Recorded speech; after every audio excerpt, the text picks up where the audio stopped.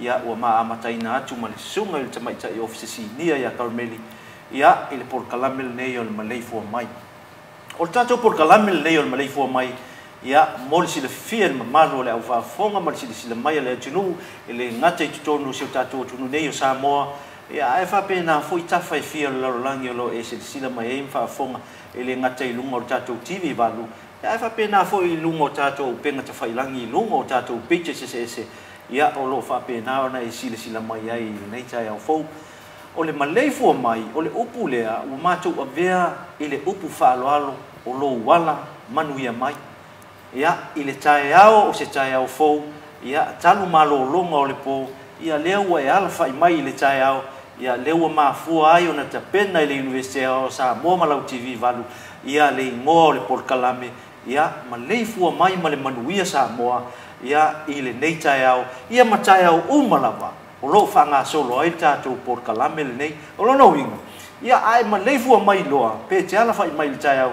ia ona e silasila mai le luga o le tatou TV valu ia maua ma le sugea Karmeli ia ho mafaatalofa atu e faatalofa atu i le soifua lau lelei o le atunuu ia e le gata hoi lea ia mafaakalofa aku le soafa manamalo o le tatou alifaolo Iesu Keriso a Karmeli Sale.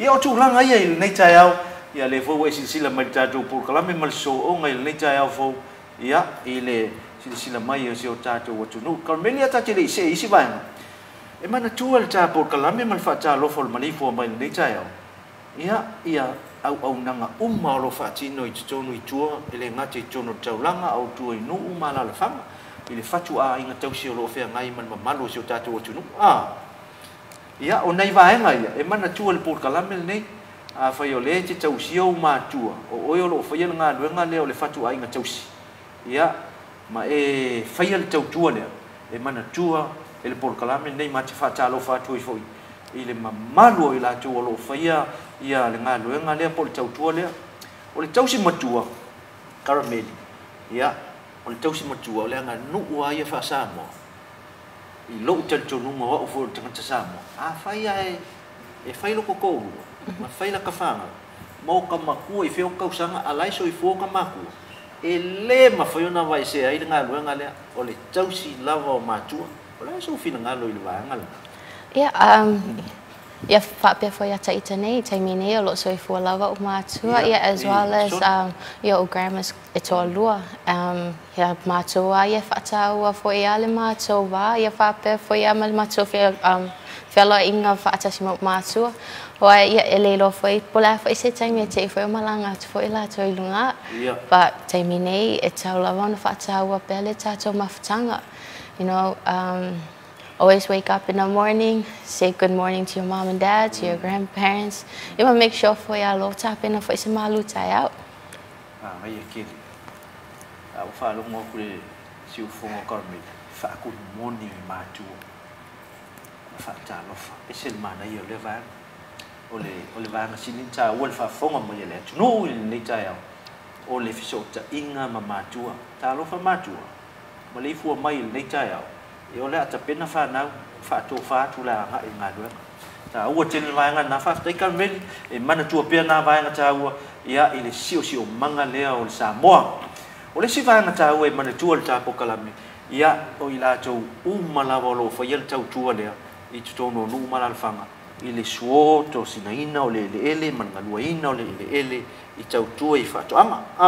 Ai mai se fo i le whaiva le whai le sam, a whai o lo o lau oe mta whai oi leo le tautua o le ainga e ala i le sami ia e la ngona i pokalame e te tau hui ana whaatalo whatu i le tātou pokalame maa lo le on sai o tau whaiva maa lo le whaapalpale ia maa lo fo le loto tele ia i le tele o le tautua o lo whaatino ia tā se e mai fo i le tono le taulanga ni Karmeli e le tele fo ngā ruenga lo whea ngai ma leo whea ngā ruenga i la tau lai e leo mō ngā ruenga pi fo tātou o la sau sila i vaenga nei o whea tonu e pa u iai ia se wha mua al tapo kalame i le tautua leo lo whea i mta ngā ruenga ia o tai tonu i tātou usoma whakatuanga ni umolo whainga kako public servants.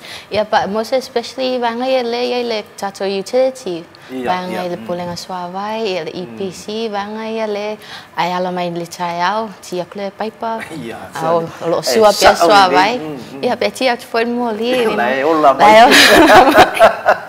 Uli aku le ofu ai le pawa ya o winga o mai lai no ai tau sa o le karme fa chele o nanga ni ai sidi ai la fa tai man ma fa tai karme le tatu por kala me Maleifua mai ia le o nanga lo fe ngai man changa lo ngor se fu ma lo ia la ko ho yo le ai e fa il fa tua ia ma fa mo so fu ma lo ina ne to tangata e ia na fia lo langi nei fa ma yo covid alai ku i mai ka mai ma fa na tu mai ia vai nga uma inge ipa mo fa mai ia lo lava ta pena ta to ia tu sai foi ia ma pui nga covid ia nei vai nga ia ai ni fa na tu mo ta por kala yeah na se fa po ai le tattoo team ai le MOH be el lawi lo lava le phrase le o le prevention is better than cure. So pretty much, you know, make sure to take care of yourself. You know, lo soy for malo ina, make sure olo tau mafa ia me aisao, ia malo fight for any famalo stino every day just to make sure that ngai if I'm a burn for ia me ailo tau mafa ina. But just to remind Famole to please make sure take care of yourself. Make sure to have breakfast before you start for the tayao. And so I breakfast ni tayao muy pola. Yeah, fa te chile con me modification ma tamo vio fisili. Mai te tau ona mauti no voi aka kele I fa ya tu le tunu fa ini ia la tu ta penanga oni fa malo stino ia po ta mafutanga ti on tayao. E ka kaunga fa ya ku yo le o e ka o foi o mo ka moningi o ia o mo moningi ia o nai to e nga o le fia na fi manai to e nga o le tina nga po ia le sa te pena I foi ngai moningi ia o ma ko wa e fa pe nga le ola ia ka le o le nga o yo le beka le to ko ngai o le McDonald ma o ma ko ye o le ko nga h lo I ma ko le ma ku o le over 50 ia ole me angoa masinga fa maliski mo fa penga ia e o males ai pau ia ai fa take it out en ka penga so bom dia so ia sa fa de ko kala isa mal fala cha so ma ia ke le ia le usa un te mai cha yo Carmeli tu sai foi mal ni cha ya fa se malu cha ya ta pena le se swati a fa fo ele lava se tu pe fa cha we se me ina ia le puti ai fa lo loar ka manga uma se fa pe fa li mangi ko ale le lo mo cha chawa ona ye se me lua fa cha si malebuti ona ngalo ye tio le fu fu tual mai cha ya Carmeli ai se fa malu skingo ia tau tu na so I fu maloloina ia il nei cha ya fa mana tu mo cha to university I tu tonu au campus e sene e campus ale mulino le ta u le School of Maritime Training e ia le au vai nga fo I o sailors ia o le campus I moto tu o le School of Medicine ia le fa ulu te mai tai fo mai ia Dr. Filipina ia o tato campus I o isa lolonga ia ma tato main campus I nei le papa I ngala ta ua fa utuanga nei o lo saunga le mule me silon ta ua ia o tau le o fainga luenga sila mai ese ata mamai ma maululunga ma poto mai se fo ia to finga mga luenga se lo fatino o le ta ua ia maua lo saunga le mu le fatino ina o nga luenga wa ai me fainga luenga chilo ma sila I le si o manga I fa ele nga luenga ai mai se fo sono ofisa ia ofisa fo ile ele o amana ia na me la iti fa kai ka inga ia oni waya mo li e fita iai ia e mai se la lo palaka e fa nga ai ia ene ngata fo ile il fa fonga mal tato o finga luenga o me fo ia ku ilungo faka ia oni me fo I mama ai e ono pa u mai ma ve ai o nai va nga ia e te sila ia o ta ali o ka u ngi me uma ia o le mo o le fia e fa tino I nga luenga ma lo tofi e fosia me lo so finga luenga lai ke ka lo ko lua fe ke fa I lo vanga ia o le si va nga si le ka uki e fa le nga I lo finga luenga cha ua ma fautu atu pokalam ia elea ia ni mo ile ma uta no atu elea ia mo li o vai pe o le ufa sa mo elea ia fo isa ma ua na atu nga ku lalo kwa akamedi so late and also I am at a fellow aso mai usu mai whaingaluenga. You know, every day is a new day, so make sure that you make that day count. The minute you open that door to your office, just say, I'm ready for today. Bawanga, and you'll be okay for the rest of the day. Mas fatuanga muy pola. Ai fa fe la pe o lewa o kupulo fa la ve fa ngoi me wo ngasi. Ai ke wo muange o le pule ke le ngasi o like ka fa o solo inga ya o ya pisingisi. O la sa o fa kuanga I vai. Ile o su mai tanga te ngalo nga. Okay, ia. Afa pe o Vili Mai June o lo e fa ngasi. Le ya le no for vale.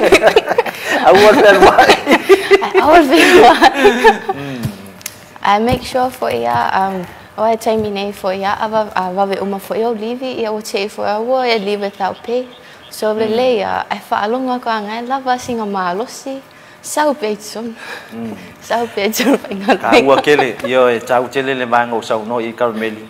Ya ai mana yel fa fonga mai le tunu o la vai tatu poklame I nai fa salonga fa business nei. Second semester enrollment for the National University of Samoa. Enrollments for second semester start from the 6th to the 9th of July, 9 a.m. at the NUS gym. For returning students, all you need to bring is your student ID and your enrollment fee payment. Enrollment fee for returning students is 200 tala. Fees for new students is 322.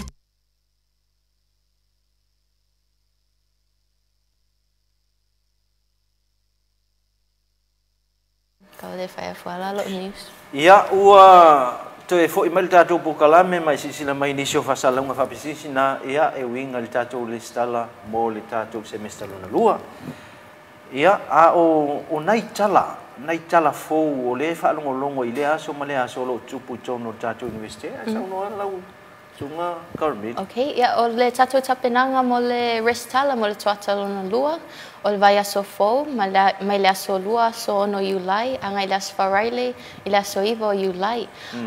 O le taimi a mata, mai le iwa angai le tarwha le afiafi. Ia ma o le location o le tatou NUS Gymnasium. O le tatou enrollment fo I lea, mo tatou tamaitia o ngā fo, o le restala, e tolu se lau lua, le tupe totongi, a mo tatou whanau ia, le sa whapea ona whawau mai le tuata mua, e lua se lau tala restala. O I tamaiti fo, o le tau se lau lua, o lo au whai I totonu, le lua se lau tala restala, le onos fu tasi tala mo le enrollment package, ia ma le onos fu tasi tala lea o lo contribution I totonu o le tatou asosi tamaiti a onga. Ia, mui pola o iei se si o tō ainga o loo a unga taimi nei le university. Ia, e iai e to tolu ia sia whanau o loa onga I tonu o le university. Ia whatasi mena I tau ainga o loo a onga pe tonu le tatou university. Tau wha uma voi nisi o latu whailonga. Ia, ai mana ia tele le wha manatu. Ia o le tatou restala fo ia e tāua te lava mo tatou tamaiti a onga to make sure e su mai ma whaatatala noa tatou whai a onga a waum ta upu lia lela ave mo le tuata lona lua. We have ona eva mato faculties, centers and schools, so they will all be here on campus to help you for any of academic advice. So make sure, don't miss out. Siakilo student email, our NUS Facebook page, ia whapea fo I mai tatou website, o loa latu umai a tatou whasia silanga, ma mea tatau ona tāpena ai le amatalia tatou restala. Over to you, Mui Pola. O le tāua I o vaenga nei, leo tapena mai le tamaitai a Carmeli, ia o le toi whamanatu pea o tatou restala. Ina ia ua lava nei whaalu whesasi fo ima le manino I whaafonga mai si o tātou no ai mai se anai mātua e la tōro whai ele whaiva lea o le tāpena ino alam whanau I le anga I mai fo I le tātou semester lona lua lela anga I atu iai matai a Iulai. e nei tala ia wa o mai tatou inunga foi o tatou penga te whailangi mai meli. E toi wha manatu mai a tatou ile me ta ole social distancing de mafua ai ona tatou iai tapenanga o COVID le mafua ai ona wha manatu mai ona ole COVID. Ia ole tala na e wha manatu pe mo le whaafonga le atunu ai mai se foi le whaafonga le tatou lau mua nei le papa ngala ma le tele o isi a tatou lau mua iai e isi a tatou campus amana ia le tua lalo ia alvaenga foi o lo latou whaatautaia mo meo puipuinga mo whaalawa whaafosei ia polvaenga lea le New York ia whaatasi ai ia ma le lango mai ia alitanga luenga o le soifua maloloina nai whaamtalanga na i nai vaenga foi o imeli sa moli maltai o to o mai le malo fa manatu mai ia nai vaenga ia ai mai se foi o tono tato university sila mal fa fonga le tunu o le wa umba nga fa pipi tato sinks me foi o o kako station foi e fulu ai o ao ile ka ele se fa mon bole e fulu le ia o lima pe ai sa o tono ia malo to ia nga i fa fo ia nga tele nga wai ai le tatou whaalawiloa foi le masani na foi ala mo whanau le asosia tamitia onga ia mamau lima ia e maua ia lo wola maloloina ia o le wingal na o le maua whaopopo atu e tusa foi mai nai tala ia o le fua mai le nei tai au ia ala manatu e iai nai tala o tau o le fua mama waina ia nai di poti mai tatou tala o tau ala tuatu le no caramel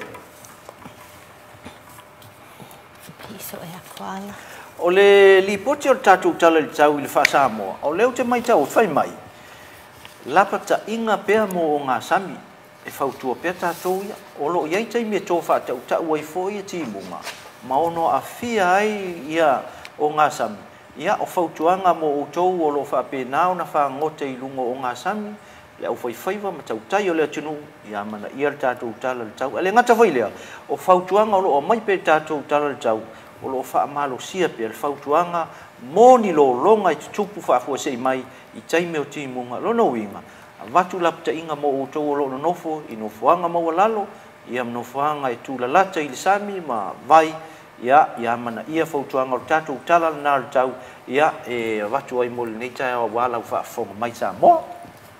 Yeah, just for English translation, o tatou vale tia lo tuina mai, o le wind advisory for all of Samoa, marine warning, high surf advisory, and tatou coastal flood advisory, low-lying areas to the south. Potential impacts, gusty winds with strong current and very rough seas. Possible coastal inundation. So make sure the next severe weather information will be issued at 5 p.m. by the Meteorological Division on Facebook or on their website. Ia o nai tala na tau ia e mate whamana tu pēr mai tai o Karmeli ia wau ta penanga ma tau tua mga ruenga lo whaatino ia mai ar tatou whawhiawhianga nei la whaisina break o tatou porkalame o le Maleifua mai ia ona e sisila mai ai lea inisio porkalame wa umana fuafua au nei ngalo le whaafonga le tunu mar sisila mai e ai tatou malo whaalolngia o tatou porkalame nei tai au e tolu o le pulisile o le universite ia manisi o tamaitai fo mai ia ola e whaafonga mai ai i whaangaso longa o tatou porkalame i le nei tai au. What I do miss about Samoa is just the love. There's an incredible sense of unity and family. And if it's all right, we just want to sing a song that reminds us of home.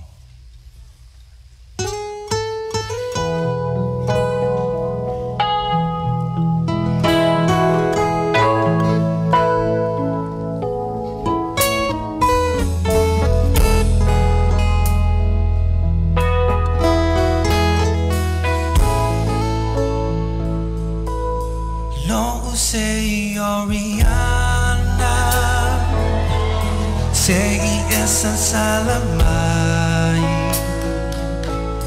it's enough for my maunga, ma efa amaliu liu mai.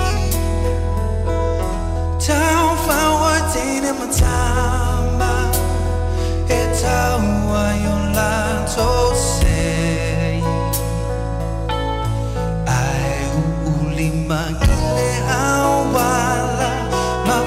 se ile Oriana. Lo se Oriana. Eso solo imauta. Ele tukutele. I town fele fele. Tupua oe mai anamua. Pua matala oleva obatua. Sate wai o Samoana.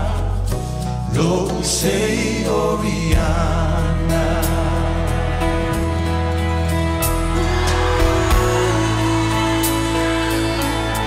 Lo sei Oriana. Maleifua matala. Talanoa itama. Iafi o efanga. Sui ula fepiloi. Sei tu fasa sa. Sabali bali ile masina. Ma pepe se ile Oriana. Lo sei Oriana.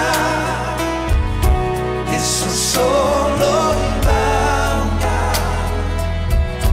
Ele tu butele. I town fele fele. Lo sei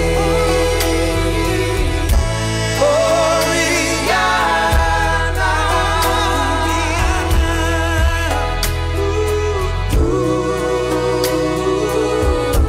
Lo sei Oriana. Lo sei Oriana. Eso solo imauta. Ele tukutele. I town fele fele. Tupua e mai anamua. Ua matala oleva obatua. Sate wai o Samoana. Sate wai o Samoana. Sate wai o Samoana. Lo sei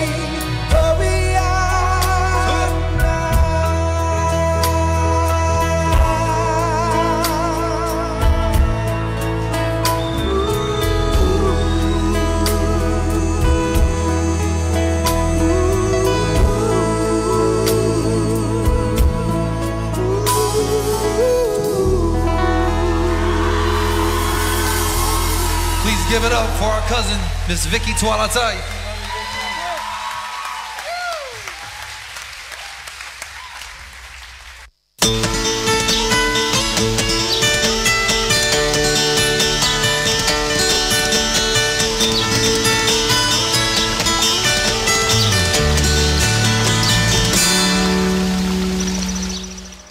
Talofa, and welcome back to the NUS TV channel morning show. Just on our quick reminder and a big thank you to our sponsor, the NUS Bookshop, Ilafionga Yala Ulu Nuapula. And now we will just go straight to our reminders. Ile tato traffic link lesa fapea ona faasia sila tuan nafi. Ilunga ole tato page ole NUS broadcast page. So if you have any traffic updates, ile taimile olo e usumai ingalwenga be drop off time sila onga around from 6 o'clock angai pole 10. Please feel free to send over any traffic updates that you see on the road and forward it through to our NUS broadcast page. Send my seata po se video, and please make sure it include my se caption papia foya malo swafa malenu olo sawaile tato lipoti. Aya oe moripola. Aya Milo driver fleni taya. nai tele le saunonga Carmeli le sa e toe a vele tunu uia le so chai mai le ita vanga le lungo ka ku traffic update ia mai ia o sa chai au no i le chaina le ono ia ona sa pena foi na inisi vanga le pokala ngo sau ni ma ngai ia ngau malala kapi lungo le awon le ia masika vali po ile le mana ia ngau ia ai cha ua chile nei vai ngai ai la ua ngai mai ia ile foi tu le tunu ia mana foi a nei cha pole afal fitu sa ese mai ono te sumai sina monga so ai ui mai lai vai moso e ka le ese traffic pa ai anga ia tula I alamangoto ngai vai mea o ngala pe e ka ia singa jam nga ile cha but if you leave home by 7:30 you should be at work by 8 o'clock. So I like, okay, ala lo time no ke usumai. Sa oi la kala fuile le oi. Ke sa ngo mai ale poko le ka mai. Ngai ke lo le fu al kai mi ke sa oi no la wala. Awa cha ua ful va ngale fa fonga male tunu karmi. E lista ngata fuile le amata ile val. Ai fa tu au su tu asau no la wala le fitu. Tuli mai lo time dai lo la wala. Ia ua mata ua le whaafonga mai le tunu I vaenga ni. Ia ngā kuri mai lolea. A le la vea se taa vale. Ia pe lafoni upu le anga I sesi o nao le ita hui le. Ia na te ia le ua le anga le tai au. Al mana ia la le fautuanga le me karmi. Vawe sau lunga le awala. Ia e fo inisi o whaafitau. Yeah, and also I le taimi foi le drive mai e foi. E le drive le mu give way. You know, just to make sure ngai, you know, la sanga le mualo usu mai tai au. Ia fa pe foi easy foi tangata in case o lai rush mai la ko, but at least leke usu prepare to in case foi o myself foi sta vale a leke space aqualo la ko. Ma ia le upu le space. Sau space la, awai ti sau fa ali I mo le wala pion sang no karme. Ia e sau space le mu sau ngale mu tau no manuia mau wai sia Sofia fia. Yeah, but e lo ngale jam foi e mfainga sen mai va ai ka lo ye se view mana ia po you know niata foi to mai tia ono lo fa pelo usul tia manuia. Yeah, mfainga sen mai you know. Yeah, ma fa malo to foi tato matua. Yeah, ma tato fana foi mo le ile usumalo si foi le ni aso. Mana ia tele ia cha ua uma vaenga pion sau no Carmeli e wingal tato link le o le traffic updates I tai au uma. Ia le uwhai atu whao ngai fol tato Facebook page nga o le NUS broadcast. Ia au mai ai nai updates na. Ia mana ia whautuanga fo e mana fo ma whai tau I tui lunga I ngei. Ia o whautuanga ma e te au mai mo le malo le atunu. Ia masau whaatalo whala po ala wai po kalame. Ave ina ia womo ainga o lo silisila mai lunga tato por kalame. O le si vanga tau Carmeli. O le tato page le na wha moe ia o e tau na matanafi. Ia aua ia nei whale tonu tato page le. E tau o le au manga tau tua.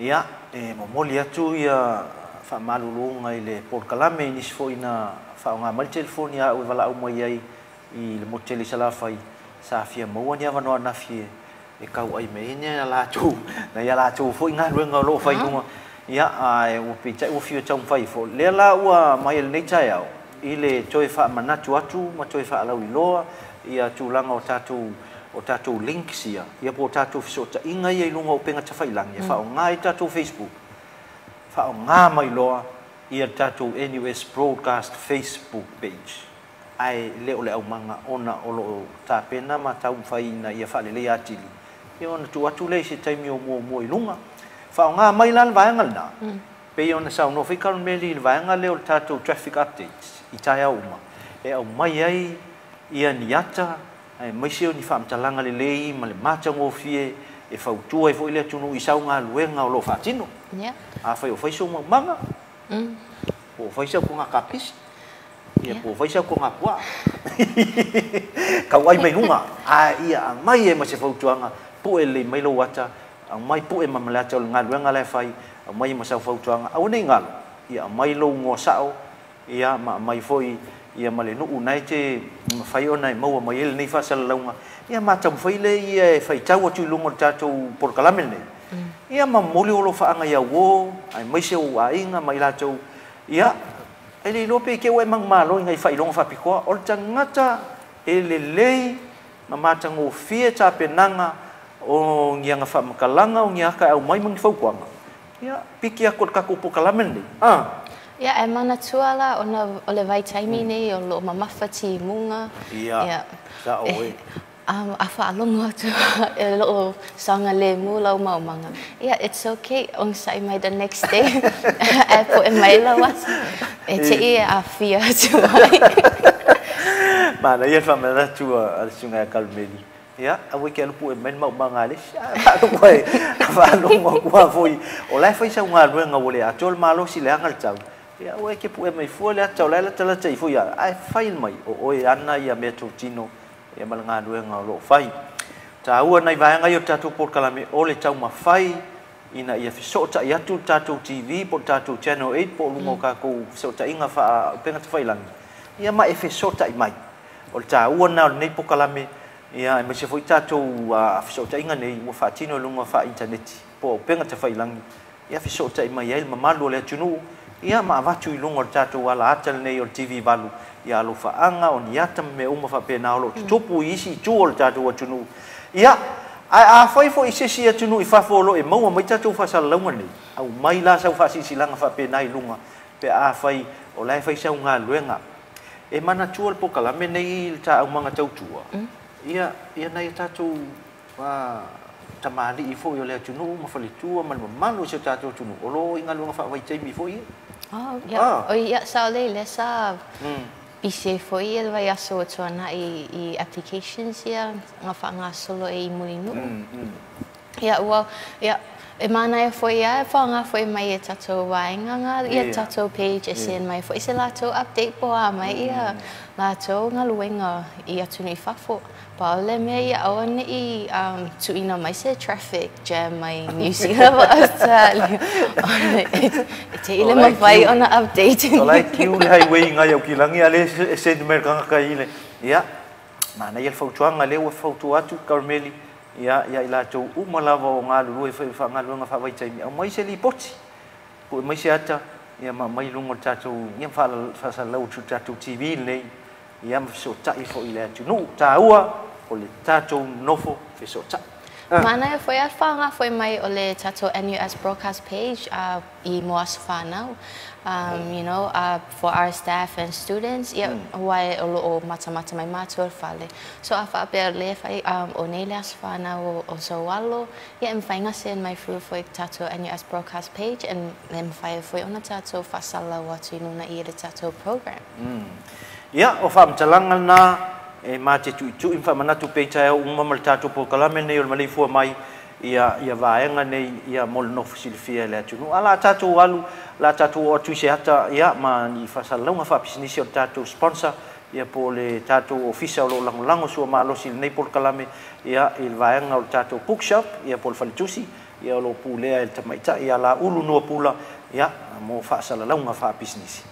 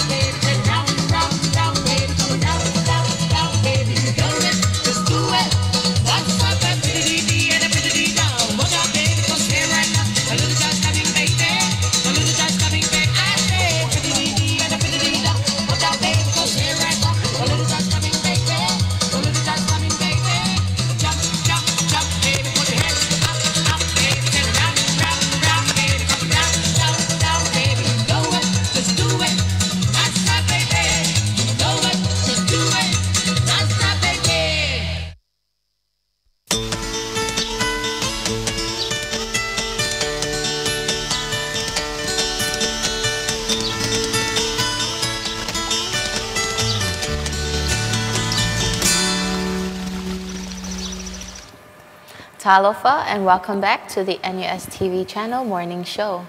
Just our important reminders for our students. Official results for semester 1 2021 are now ready for uplift, so bring your student ID card and present it at the student administration office. Opening hours is from 8 o'clock to 4:30 p.m. Nin hao to our Chinese for Beginners community course students. This week is week 8, which means this is the final week for your program. Examinations are coming up. So for examinations for Chinese for Beginners Part A, it is this Friday, the 2nd of July at 5:30 at the Confucius Institute, House 1, where you usually have your classes. For Chinese for Beginners Part B, your exam is this Thursday, 1st July 2021 at 5:30 at your same classroom venue. Please make sure that all your fees have been paid, just to make sure that when your results are ready, you will be able to uplift them. Mulipola, do you have any updates for us? After tele mana tua il tapu kalamel nei tai au il fa fonga mai le tunu na yalo faanga o lo moli mai lungo tatu NUS broadcast ya i o I Portland I America o lo mfaiona mai ai na I nisi of so tainga mai I le telenga ya mtafa ratami fatilua ia mamoli mai alofa ai lunga o tatou Port Kalamel nei o le Maleifua Mai e le ngata foi lea nisi o ainga foi New Zealand tamaita ia Queenie Kwan ia le fua mai nei fasala lau ngo fa manuanga I lunga o Port Kalamel Maleifua Mai ia e manatua pe mar tamaita I Renesa ki some ia le mamoli mai ia alofa ai lunga o tatou Port Kalamel nei o le Maleifua Mai tonu ia o sa matou foi fa mtalanga mamoli atu I le fa fonga tio tatou o tunu I le nei foi tai au ia e manatuai ia o tou umalava o lo moli mai alo faanga ia mai tauina I Carmeli o le o tatou tulata foi ia I vaenga o le o atu tatou Port Kalamel lunga o le stala ina o alo mafanau ia I le nei foi kotalo na lua o lo na winga e tatau ona manino I le faafonga si o tatou atunu ai mai se alo mafanau o lo faapena ia ona ia I lava no mfai ona le stala wai lo ka mai ki uma mai le skala ai fa mole Carmel e mafai ona e sau noa I le fa solonga o le leifol ni ava no tali foi le fioma le polisilo tatu investe mo le ava no le pokala ai mana ia lo to e fa lau I loa ina mai le step mo lona lua se ia o ai le fa iuma ia I le vai asfo. Okay, ia whaftai mo lewa noa. Ia o tato enrollment steps e iwa atua ia tato steps. O le step mua, o le step lea e siaki ai pe o mawhai o na le stala mai I le tuata lona lua. In this case, e siaki ai po o yaini o pili e le tuangia. Yeah, and also o le step 4 I lea. Process for paperwork or tato tamaiti fo. So I would just use two terms, it differentiates tato students. Ole one is our new students and second one ole tato returning students. Ole new students la o tamaitia I le stala mo I le university. Ai o tato tamaiti la ia o le returning students. O tato students ia lo uma ona mai ala tourist tala, lo ia lako student ID number, ma o lo o toe fo'i mai e whauau ia lato a onga. So for step 1, o le returning students, o le step 1 e te sau e uplift to lo clearance slip. O le clearance slip lea e allow ai oe e mawhai ona whauau ma whaatino lo restala, mo le tuata lona lua.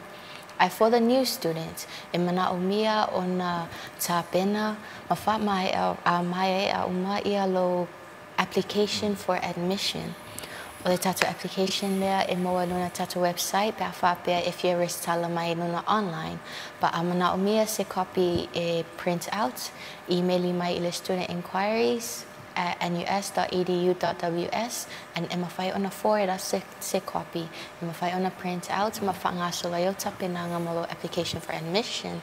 E iei se whesiri mo le tato step 1. E le ianga i atu. Nana ia le wha manino ina. Na e talwhea ngai ia, nana ia teli.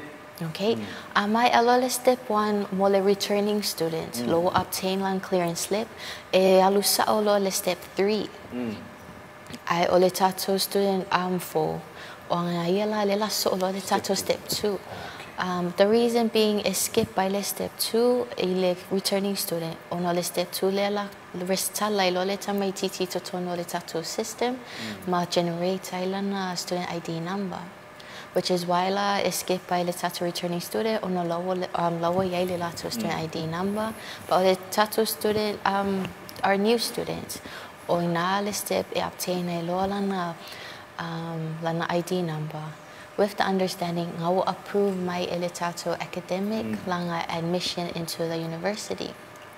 In step 2 la lea, the new student will uplift an admission slip. O the admission slip la lea etawa e fai loa ile step 3 la o talia le lato talosanga e admit my ile university e fa wau lato le stala. Ia, ona o whaatase lola ia I totonu le tato step 3. O le step 3 la lea le la whaatino ai loa le peimeni o le tato enrollment fee. New students, you pay 322 tala ai o tato tamaiti whawau o returning student. O la to totongi le lua se lau tala. A mai a le step 3, a mai a ona file payment, issue a tu lo receipt, lo enrollment receipt. If a maoni ai, o la o mai a ona totongi lau restala. Also, saulo la ia le tato step 4. O tato step 4 la lea le toa release ai lo enrollment form. Okay. O le enrollment form la lea e tu ina atu. E alu ale tamaititi ia, e va ai ana whaia onga. Mai anga I le step 4. Once lo receive lo enrollment form, e anga I lola I tato academic team. O tato academic team la lo I step 5. E te alu I lo whaia ona, whatatela no pao mta upolo o e eligible ai. Ona approve ai lola ia e le whaia onga. Each course e te lestala ai. Each for ia tofu uma foi whaia ona malato sangi I mta upu nei. Normally, o tato full-time students, 4 courses, le maximum. But a whape, talitona le whaia onga e mawhai ona overload. E mawhai ona probably 5 to 6. But normally, o le tato full-time student, 4 courses. But for our part-time students, vanga ia le whape whainga luenga ma onga, normally 2 to 1 ia lako courses e mawhai ona tau ave as a part-time student. So i le step 5 la le a mai alo ona approve e whaia ona lo o courses e su lo eva ai le dean. O le dean loa lea e endorsinga le enrollment form be completing a foilo enrollment. As soon as lo sangi e le dean, to mawhai loa la ia ona e su lo step 6. Okay. Are you still following me, Maya? Sau no matua manino il whaafonga le atunu. Okay, and then in step 6, o umane ona endorse e le tato dean lo enrollment form e su sao loa I le faculty secretary pole AA. Normally is they sit next to the dean. So atua ia no fo o ngā loa lela enta loa e le tato team I lona tato system or courses. Update kako online system so that we are also able to update all tato components here lunga kako system I mawhai ona flow whale ia tato enrollment. Once that is complete, it issue to the secretary pole AA ia lo course confirmation slip. Atu ia lato ia le low enrollment form. Ona lo tati ia lo enrollment form I le secretary or AA e lo e aluma lo confirmation slip. Yeah. Lo mai a lo step 6. Umalo step 6 o le step 7. O step 7 lo lea lo mai ona tuu muta upuluna o le tato system. Mawhai lo la ia ona issue mai lo invoice. O lo invoice la lea e whaatati atu ai uma fo iai ia lo pili a onga. So step 7, present to lo confirmation slip I le team I le step 7 and la to lo lea le la issue atu ai lo invoice e te silafi ai fo ila ia o tapinanga ma lo pili a onga mo le tuata lona lua. E ngata I ngā ia tato returning students I le step 7 I whawau bela tato new students I le step 8 O tato step 8 la lea lima whainga generator lolo student ID card. ID card. Ia, nā nei ia. In order to get a student ID card, e mana o mia ona present lo invoice I le tato team 8. E ma whai ona lato ta penai lo student ID card. Po e lo wata I le taimi ana, ma moe fo I le taimina lo student ID card. O le tāua lo student ID card, e ma whai ona e access umai services a lea onga. As au lalo student administration, fia mana o mia, you know, your results, pe Maleifua Mai graduation, e mana o mia lo student ID card ona whaali mai. Tāua tere. As well as by enter for my tato gate, e mana o mia lo student ID card. E whai loa atoa e le tato security, o le alo a onga I le tato university. Ia. A mai alo tato step 8, tato wo oe lola ia tato step libuli o le step 9, o I la mea e work whakatase ma le tato ICT team. O I e whai lo user credentials, lo student email, whape fo mai lo login details, mo le Moodle, ia whape fo ia sites a le university. A mai alo lo step 9, ia wo mai a fo ia lo restala mo tato tamaiti fo. Bawa e tele ia steps, but e pupu la vale taimi e alu for each step. Pa le met talo try, you know, lava pe mai lo ona sai and trust that the process will take you a complete falelo enrollment. I tele tu uatu ia le campus pe mai atas enrollment week. Ia. Manino. Malama ia le fa manino ina o vaenga ia Carmel. I le whaafonga si o tātou o tunu, ia mai se voi. Ia o le o vaenga nei e tauna manino I le whaafonga le tunu. Ia ai mai se o along whanau ina ia aua nei ia se tuai pe whaadua whesasi pe ia se whaafita uli o lo o mai. Ia e te le stala mo le kuata lona lua. Ia I le vai aso fau e a mata ne I le aso lua. Ia e wha mai ai le aso wharaile. Ia lata se e atu I sina whaafifianga. Ia on te taliu mai leo le pokalame. E inai whesili e toi fia mo umia e fia manino malita pokalame. Ia wale le stala mo le vasfou. Ia ma le angang whaaloala. Second semester enrollment for the National University of Samoa. Enrollments for second semester start from the 6th to the 9th of July, 9 a.m. at the NUS gym. For returning students, all you need to bring is your student ID and your enrollment fee payment. Enrollment fee for returning students is 200 tala. Fees for new students is 322 tala. New students, please make sure to bring certified copies of your birth certificate or passport, Samoa school certificate or equivalent, Samoa secondary leaving certificate or equivalent, tertiary qualifications, and measles vaccine confirmation. Mature applicants need to provide evidence from employers or trainers of at least 2 years full-time relevant work experience and/or training.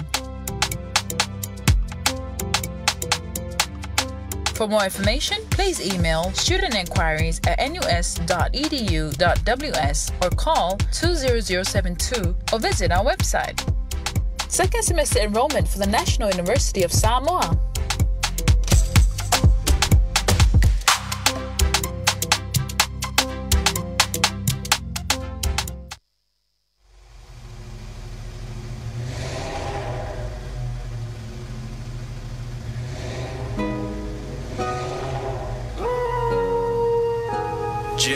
Yeah.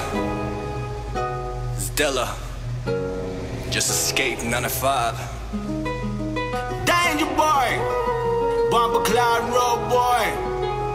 Zaga. Let's go. In Ottawa, it barely loud. I ain't let my fight on the air. Lua to my Aveo Utinga. Ni upo te whaamtala. Oni o ulele mani o uleanga mai le amata. Ai awhai lai mafua umalei mea umasungo so uleanga. Se I e lau mai mawha asino tonu mai po o ea so aloha.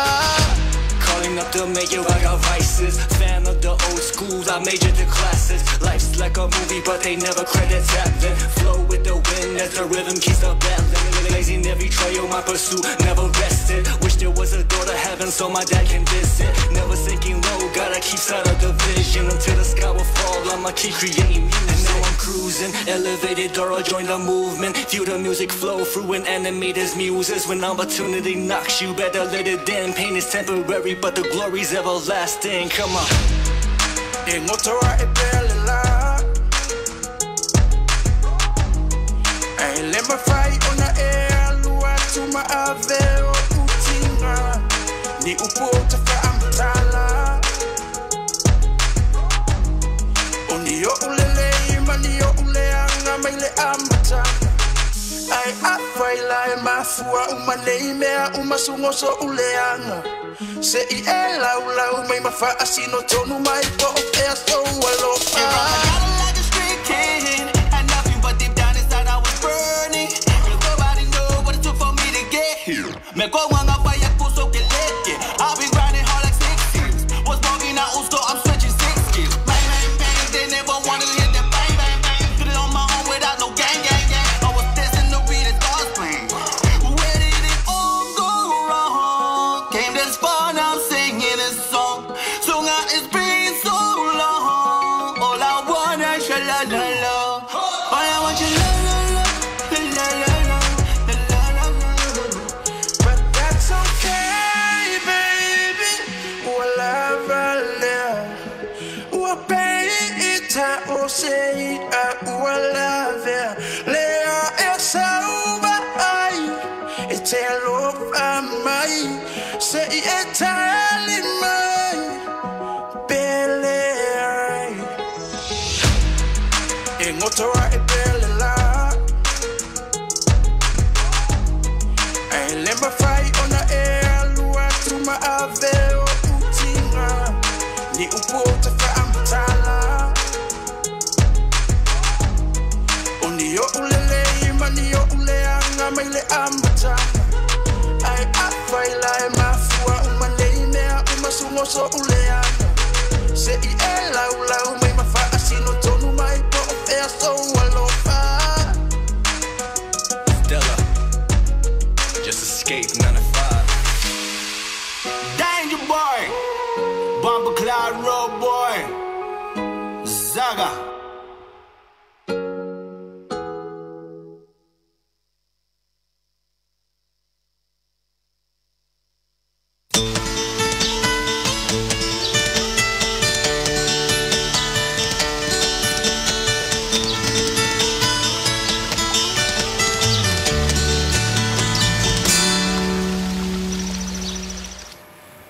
leo choi chali mai cha cho por kalame ni voi vai ngol cha yao I le fa fonga mai le tunu por kalame o lo sila mai lo ngol cha cho TV valu Maleifua Mai Samoa I fa nunga le lei mal cha yao manuia ia a o sila ma fa fonga mai pea ia I fa so longa fo ni so por kalame wala fa fonga ma no silfia I va enga I se lo chupu I tono cha cho university e mate fa malu whatsa mo Il fa fonga le nei cha yao ia ona wole cha no mai al cha cho malo fa lo ngia se cha fo malo cha cho por kalame le nei cha yao le fionga le polisilio cha cho university ia le fionga ia ai ono professor le ke Roma ia ona oni cho ngia foi fa ngalo nga le fa lo mai e ole lava mai cha cho por kalame le nei cha yao mai manatu ia ole foi mo le va ia so fo mo ia ile la ngale le le tua pe a cho mo ia so fo cha cho fe lo ia Il time nei ia male fionga le polisilio le university ia ai ni si va ngole o lau fola sanga Carmel mana ia chele manino mai o nisi o fola sanga I cha o le banga le ole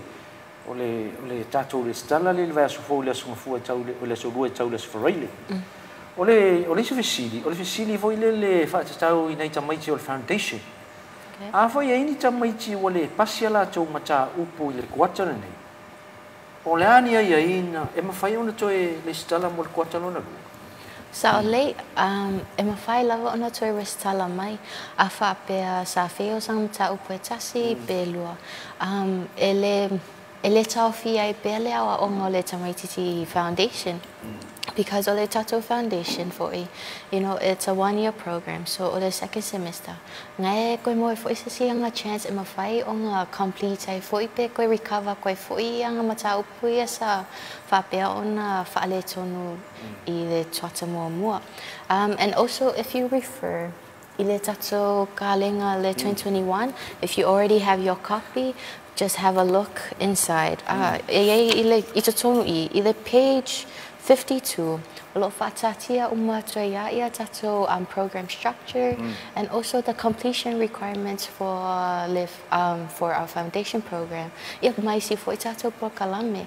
And also what I would encourage o mai pe e toiles tala ma wa ai tato whaia onga. O lo iei I tato academic advisors e ma whai ona la to whau tu atu. Polalo next step. Just because nga low course doesn't mean you stop there. It just means you just need to ask for help and a little bit of guidance. My tato academic team.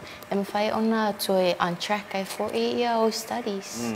Sa family ina pe malama for ia manino ato tol vanga sa fsingi foi la ufiongol ti mai ofisini ai vaenga lava ne o tatu ristala mol vas po e ile si fisili fa mol lava karmeli o le fisili le fa tau I vaenga ia o uses lock in le fai ona ta pena fo ia vaenga le ICT pol vaenga le IT o fa malo sia I tamai nga malava le university ona fai la to email E taua tele ole iai o lato student email, but for I lato user logins.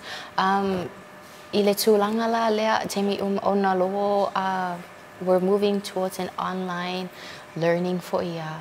You know, tele fo tato mta upulo ia le tato Moodle. So emna mia la ele tamititia onga ona fai ona alu ICT fai lato user login. Ia ma fai ona lato accessing lako course descriptions, ia lako presentations, ia mai lako courses. Awa ia tapinanga lato studies. And not only that for ia I lato user logins. Ima fai foi ona lato login I tono tato computers. Olo ia tato computers at the library, here at the support services, the student support services. E lalo foi I le tato international office, lo ia foi le si tato computer center. Ima na mi foi lato login, ima fai ona lato whanga ina ia tato masingi. And the other one too, ole tato student email. E te lele tāua ole iai, ole student email, ole tamaititia onga. Ona ole tele o tato whasia silanga, ma whasalanga uma tāua. E imeni uma tato. And not only that, e ma whai ona whaanga tato students le lato student email. For any confirmation from the university, we can confirm that ole student lea tato ona lo whanga mai langa student email, so we wouldn't need any more verification purposes. So lea la, you know, it's important to make sure that your student email is enabled, pa afape ele I whaia or you have a password issue. Make sure if I mako team ole ICT, they are located next to the computer lab too, so make sure to pay them a visit. Ta ua tele ia nei vaenga nei I le whaafonga siu tātou o tunu ma misi foi mātua. Ia I nei manino pia ia tu I whaatasi lo lātou whina ngalo I whaamanatu I alam whanau ia man ngalo nga whautua foi le whai tātou universite. Ma nei vaenga whaaftai tele. E whaafewhea ia nei vaenga ia karameli le stala. E mwhainga kongkongi le skala I le tau se lau lua le ma le lua se lau tala. Ole tato restala ia e te tau ona tutongi atua. Okay. Ole tato restala for ilea. It's not only to register a process low enrollment, but this is to also allow you e mawhai ona e access ia tato services they provide ile university. For example, you know, to use the library, to use our computer centers. This is what the registration fee allows you. It gives you access to. So ia Italia tualo fasili whamalosia e pele ale te tongi atua ia o ai atu fo ia ke ia wo ngalo koe fo e malores tala e te tau lava ona no whauau pia ia tatoa o ngā mole nei tuata sau ne stala nei ia i le kuatalo na lua i le aso lua le aso fo se i pa ia le aso foreile le aso ono anga i le aso iva o le masina o i ulai ia mauni ngalo le fautuanga mana ia le o tala no masau no doi karmeli e tā ua tele lo wa ngai e fai au i meli ia ma fa ngale i meli a tamaiti a onga le university e te fiso tai mai ai ini fai a onga ini mata upu ini vaenga umoni assessment e avatu ia joy a o lo ma fai ona verify e se fai a onga ia po se coordinator ia oelea e ona le emaili ia manilangona voi mani o foi manatu au mai ia po karusanga voi karusanga mai o mai mangase ngasi ia alo fa penga nga fa nga mai ka ko emaili le ale inglés ke ia mo ngai verifications purpose ina ia au lava ia ne ina tia ia mate ena se me te fina ngalo ia mo le o la wa onga ia ile fa fonga mai le nei foi va ngal tsaya e ile sin ka upo le na fi avatu se fesili asi pena o fa manino atu ia te oile te mai tsai wa o lau o mata fa yo tonu ale ia malenga renga lo FT lo FT tata utu ai tonu tatu university ia le fa va senga inga leo kamai kiao le winga la lau tala o nai tamitia o nga ia e maua lato skorsipi. Okay. Ai re o mawhai o na maua mai ai ma le package lea. E se feso soania o a tātou a lau fionga ma le ofisa e a mai ai se e a mai ai an se feso soani ina ia a fia ia package nei o ta i lua se lau ma le ta i tau se lau rua i tonu o skorsipi nei. Okay, the packages are for enrollment. And normally I cover a scholarship registration. We can always advise our scholarship vendors or funds itato registration for the different semesters. But at the end of the day, you know, it depends for ile wanga providing a scholarship malako entitlements a lot to ina mai. But tele lava tato au vainga scholarship include lava the enrollment package ia whapea ma le nusa fee. We do encourage i tato vainga scholarship to please make sure that when you are providing sponsorship for our students, we hope equivalent to mame entitled umai tato to me tia onga. But afapea for more information in regards to anything ile tato aonga programs, courses, tato fees, as well as the schedule for the academic year. Emo umalava ile tato NUS calendar 2021. Afapea umalo data wole mafainga access le e-copy. At least afapea lo copy there. Just have a flip through the pages. Yeah, and stay informed. E programs umaya lo offer the university. Ole koe kasi siri ole take talik sa mo ye o me mau fu mo ngai kamikiao la vea maka ko ka finga renga penga oko. No, well, we do have student SIM cards. Yeah, lenga distribute tato students that it entitles them and fainga siake for ile tato website for free. So data or without data, lema fainga lato access. But afa pe foi wo pe ma alo telefoni. Yeah, at least le ile tato to see there lenga tu faina tu. But afa pe le pitia so copy. Make sure to come down to student administration office and uplift the copy.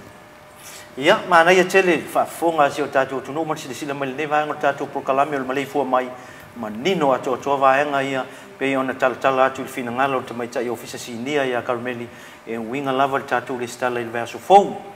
Ia Karmeli il ta malo falolngia le mai tau tolo tau nu te mai tai o Dr. Filipina mosa se tasifo i o tai ofisa sinia i tono lau mua i mtotua o tātou au whafo mai. Ia, mai manatu ia o le afaisi na malolonga o le tapo kalame ia ona faasolo leo le nisi o vango tutoi ia awal faataloina ma sila me tatou o tunu nei taeao ia sina faafiafiaga e vavai ai foi o tatou polokalame non toi foi mai lea ma le agaga faaloalo. Clean hands, save lives.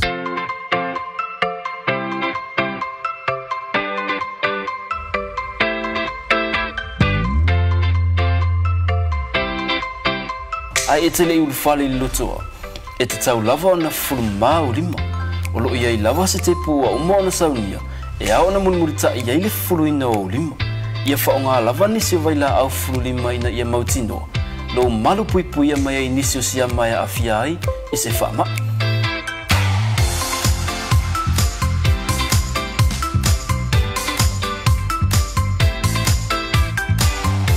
O li tu o le whaonga ina fo i o tatou fale le tā ua e pe ona sila fia. E tatau lava ona whanu mau tatou lima i le taimi e mai ai ona whaonga i ona fuanga.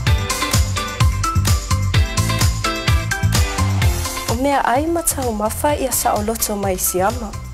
A mata mai le fulu mama o lima. E tele soifua o le ala vea ina mai i whaamai. Pe a whaonga paipa ua mai o na fausia. Ia sa o loto le fale ai mai siama. O no fuanga fai tele matumutumu e au pito silio na lamatia.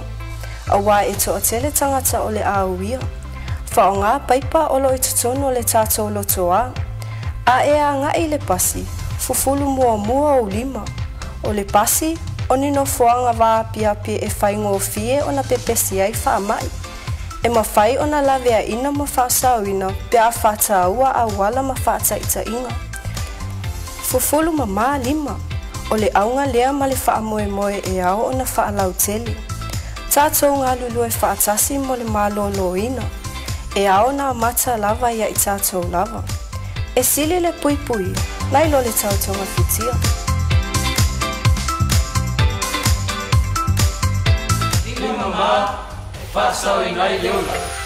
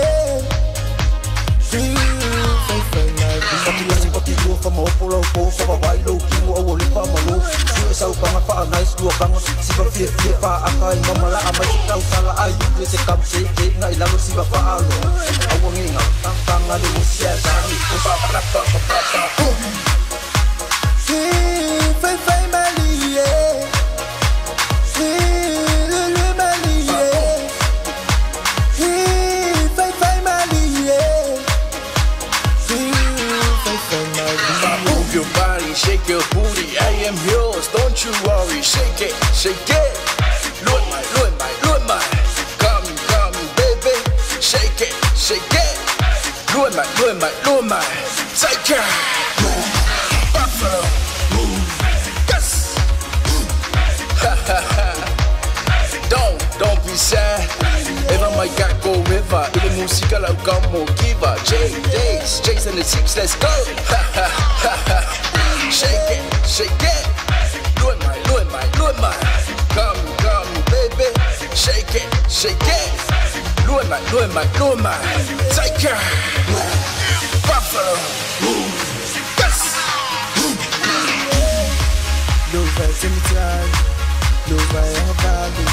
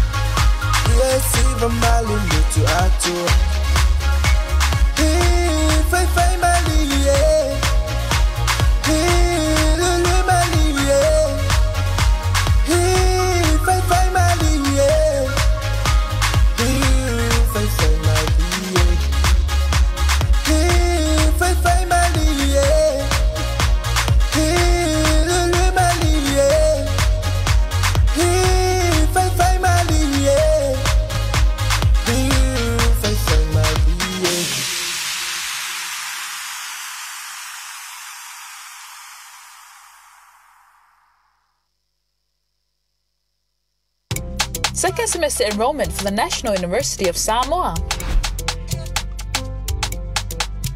Enrollments for second semester start from the 6th to the 9th of July, 9 a.m. at the NUS gym.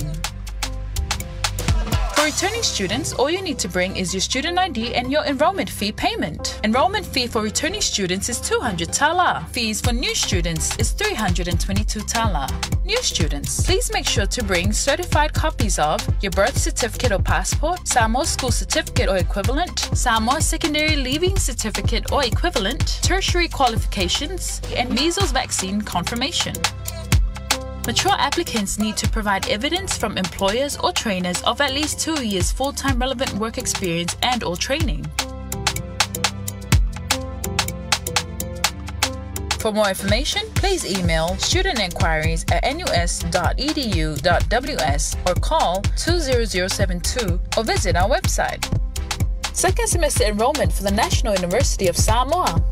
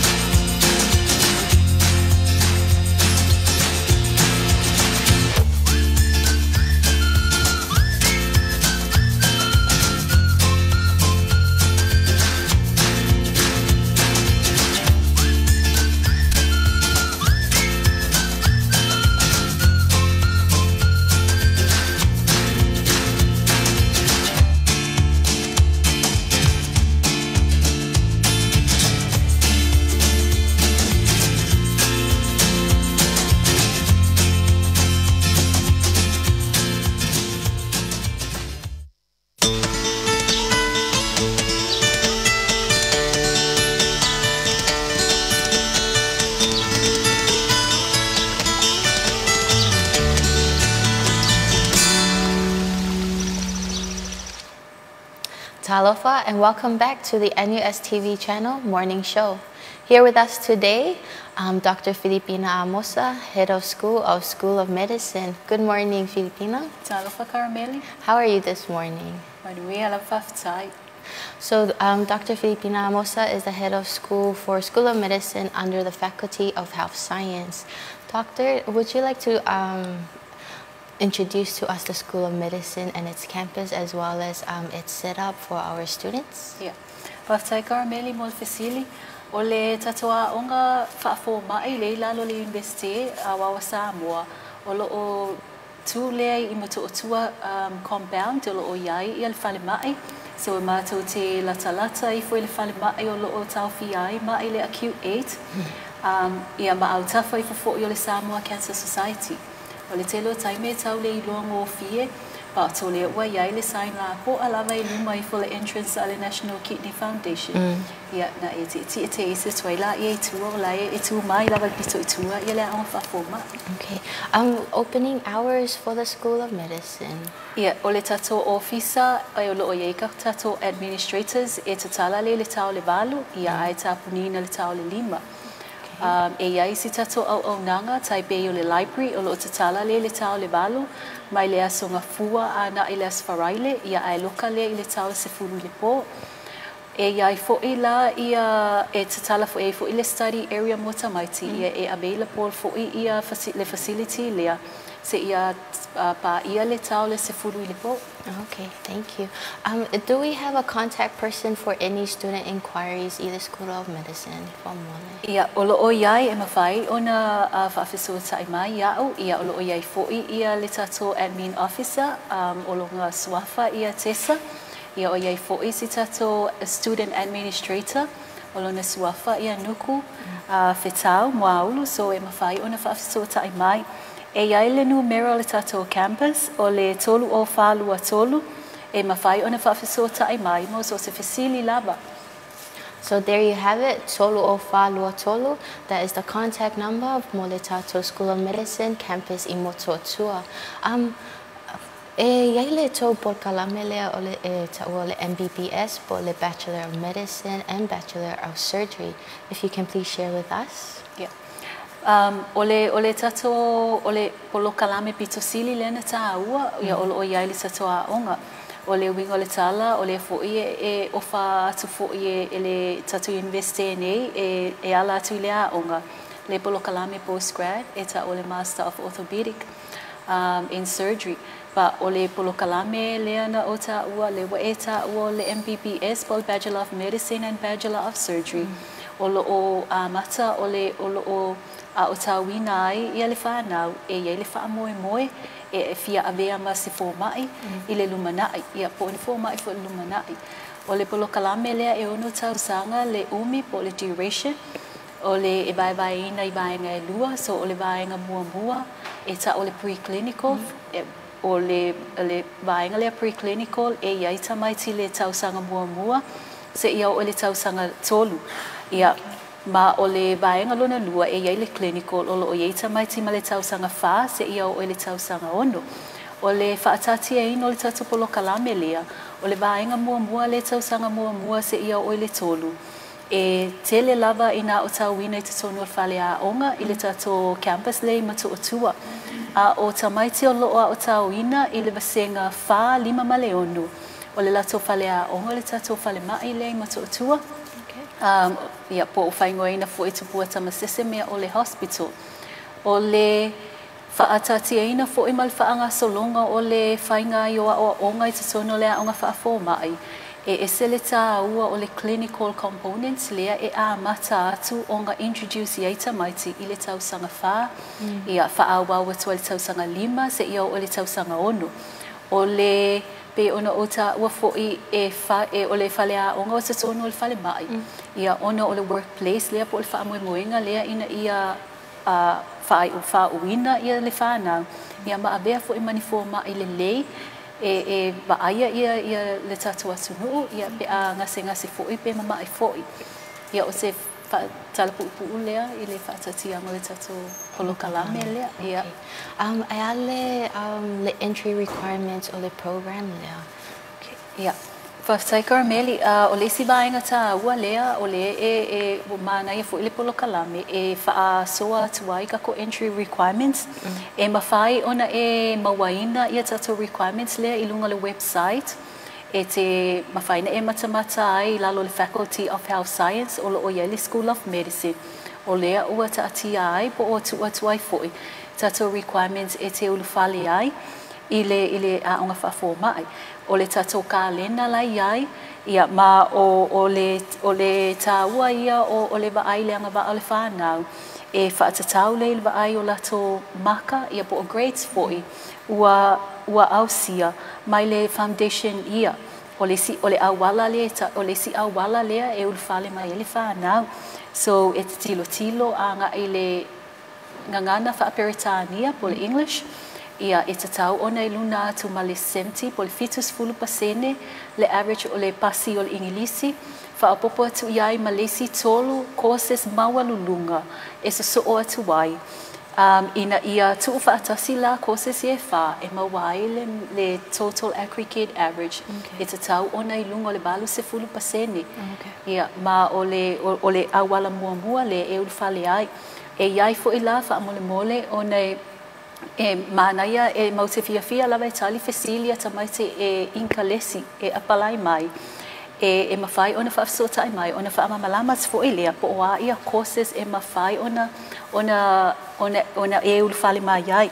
Tai pe e mawhai o courses ia e mau te fia mana na ope desirable e ave tamaiti i le foundation ia po le UPY ia lea o le foundation biology e iai course codes particular so e maana ia le fesili mai ia pe se fesili fo i le tato officer nei le main campus ia ma avatu ele sosoani o le foundation human biology ia o le foundation statistics, foundation mathematics ia po o se lava course e tau taala fea ngai pe tutusa equivalent lea ma courses ia o mana lawina atu. O leisi a wala e mawhai ona e ulufale mai iai mo tato graduate students a whai ua iai so whai longa tikeri e mawhai ona e ulufale o le tikeri le mautitirtilo iai ia pe desirable foi o le Bachelor of Science ma le Bachelor of Health Science e mawhai a whaape e te inka lesi ia ona submit mai foi lea pe vai malitato officer ia na tilo la ia e submit mai o documents ia na tilo fo ila e o tato officer nei ia ele meta o le grade point average po le GPA a tolu tesimale lima na i lunga atu ia na ua ausia ia criteria mo e te ulufale ai e iai la malesi vaenga o le tato process le o le admission e ese le taua o le interview e te tau a whaape wa pass wa screen naku ai ausia ia tūlanga mua le na pe ona tau ina atu. Ia ona shortlist lola ia o oe mo se interview. O le interview la lea ia i sau whaaiai le whaaululunga o le tato o le mātou faculty i le health science ia o lo ni tangata ia ma le director o le student services.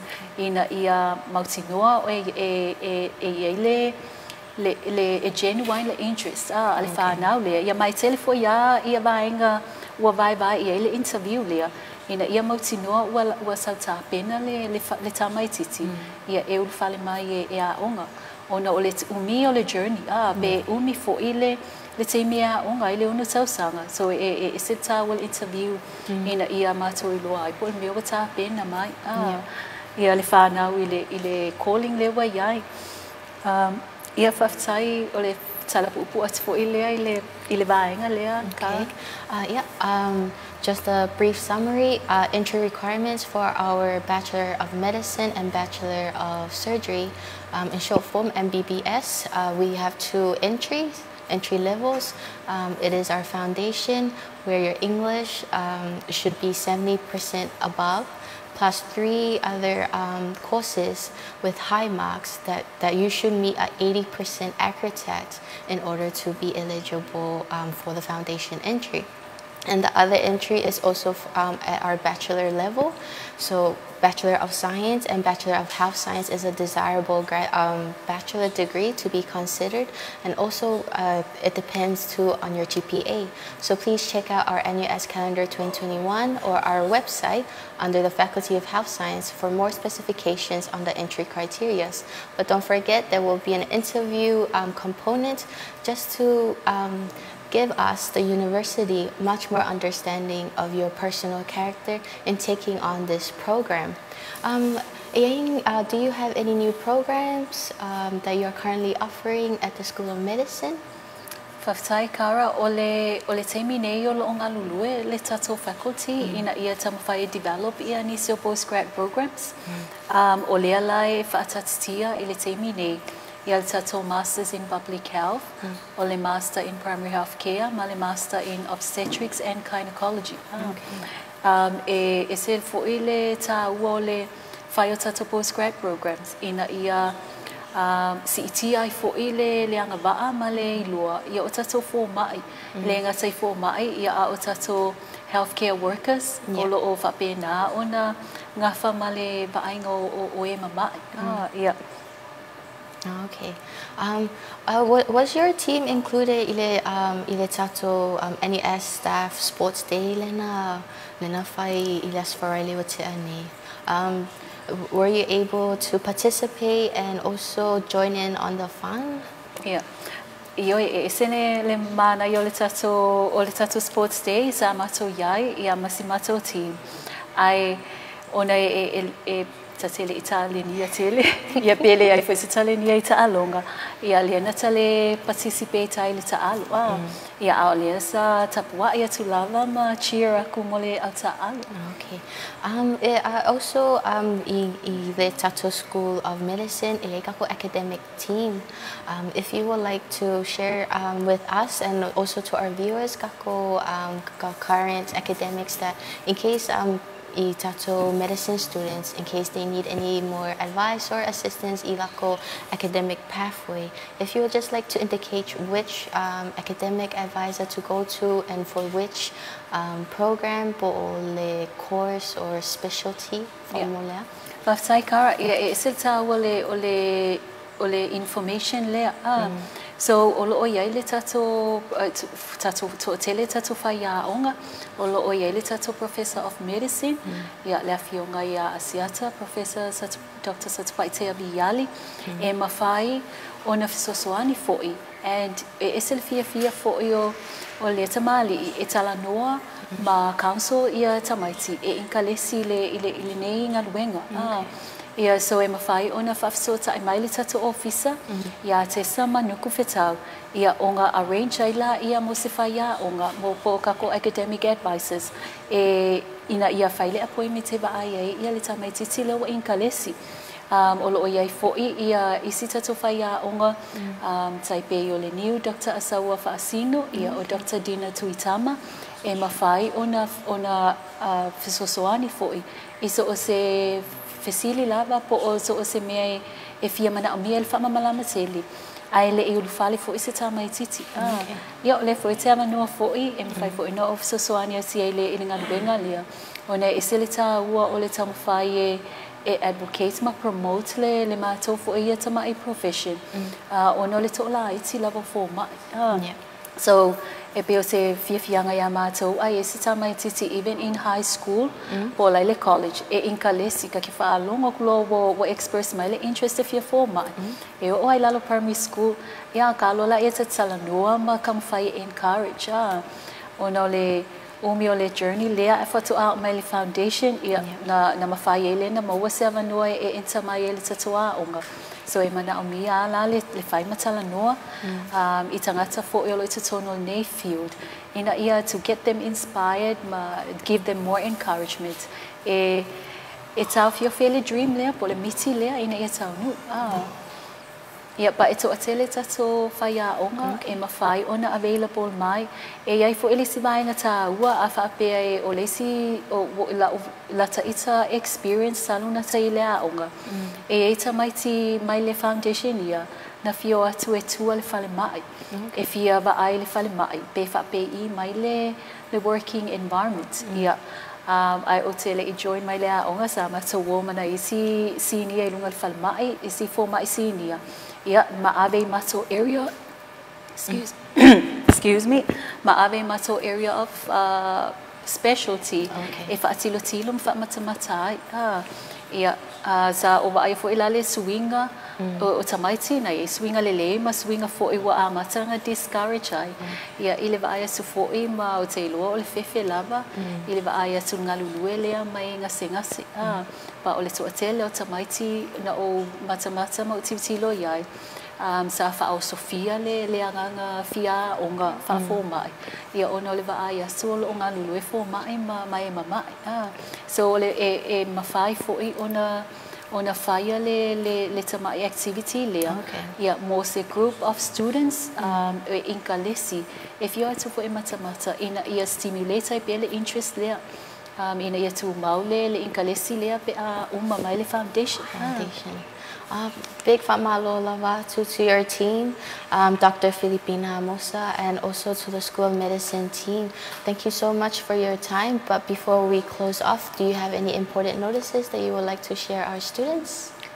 Molite mine leai if you failua supea o ngalulu le tato faculty le te mine ia male university foi ina ia accredit le tato polo kalame le o le Bachelor of Medicine mal Bachelor of Surgery e seleta o le ngaluenga le po o le seleta o le ngei go e accredit ina ia amana ia standards ia male tulanga le fo ipo le quality o tatoa o onga fa medical education so sele ele ta ole mawo stamp so ia ole just to give you an update for ia mese for ia o fa funga mai sele o solonga le ia mai momole fo fatai le tato university le BC a mesisima to din ile fesosoani ina ia una ilava ina ia taunu ule fa moe lea ele ngasa fo ila ile pa esetele of sosoani anai fo mai male o fainga luenga le Ministry of Health ia male Ministry of Health foi bi ona ale ini fa ia onga ia ele se ele faina fa taunu ule polo kalami ia ai o to ala iti fo ia fo mai e filfili mai mafaina na faia onga pe ole ole si struggle le ia o mato ia ai te fafatai lava ile mo fo mai sosoani ina ia o tau ia ma trainer tu tato fo mai mo lumana ile so o te loa to fai se si tato polo kalame ile maybe le tau sanga fai unga le tau sanga ia wata tau na mo mai se tali po ile fa tau le ka accreditation ia pa fafatai fo mo nei ama noa carameli o fa ala wiloa tuai ia le nei le tato polo kalame ia and o te talitonu ia matalo ia o atu fai unga tau sanga ia o to tele ni sulfa na we filifilina fo ile le calling po le anga luenga ia fafatai la mo le anga no. Thank you, Dr. Filipina Amosa. Just before we close off, please remember School of Medicine and our head of School of Medicine, Dr. Filipina Amosa, will be joining us during our enrollment week next week from Tuesday to Friday. So please make sure, don't miss out on enrollment. Our academic team is there from our School of Medicine to help you and guide you for any sort of questions or any assistance you may need. But we will now be going into a commercial break. Please stay tuned. Second semester enrollment for the National University of Samoa. Enrollments for second semester start from the 6th to the 9th of July, 9 a.m. at the NUS gym. For returning students, all you need to bring is your student ID and your enrollment fee payment. Enrollment fee for returning students is 200 tala. Fees for new students is 322 tala. New students, please make sure to bring certified copies of your birth certificate or passport, Samoa school certificate or equivalent, Samoa secondary leaving certificate or equivalent, tertiary qualifications, and measles vaccine confirmation. Mature applicants need to provide evidence from employers or trainers of at least 2 years full-time relevant work experience and or training. For more information, please email studentinquiries@nus.edu.ws or call 20072 or visit our website. Second semester enrollment for the National University of Samoa.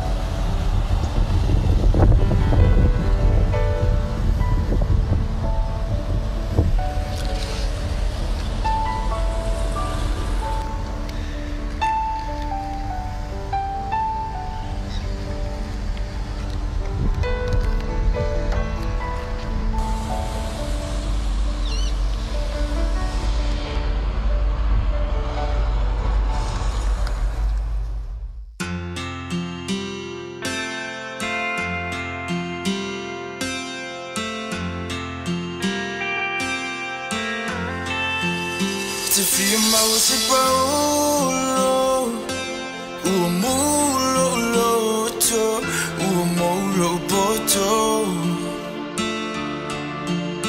o apa esse o tomata tau memu la tau tala le tomai se se vai fofo ai ale ai e si ai lo malolo ti masale upena se sa ili se tasi e malio folinga oh ila ya me fa atosina na obuina oh ima eti malu ya ita timana tu ai pe lo langa ta fa avalia what's a pelo imo lo fatu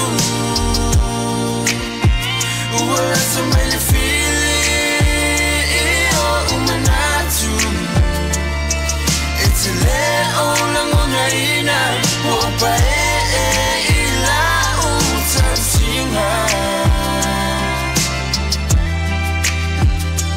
ayo vai e bala bala de Maleifua Mai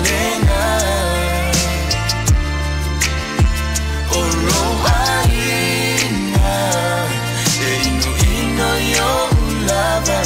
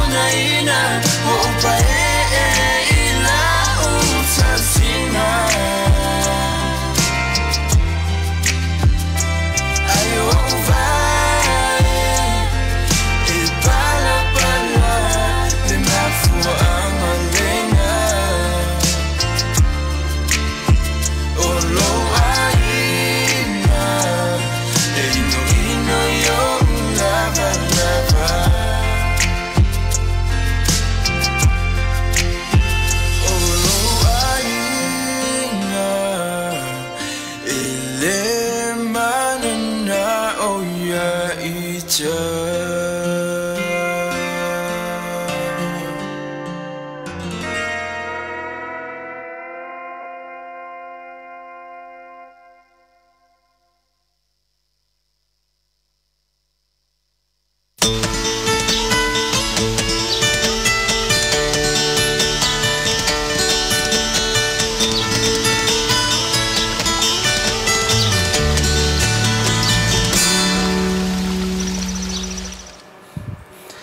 Ya, ave fulni ya no tau e toi fatalo fa tuai ile malu le tatu o tunu o lo fa pena o na silsila fa fonga mai lungo le tatu por kalamel nei o le Maleifua Mai Samoa.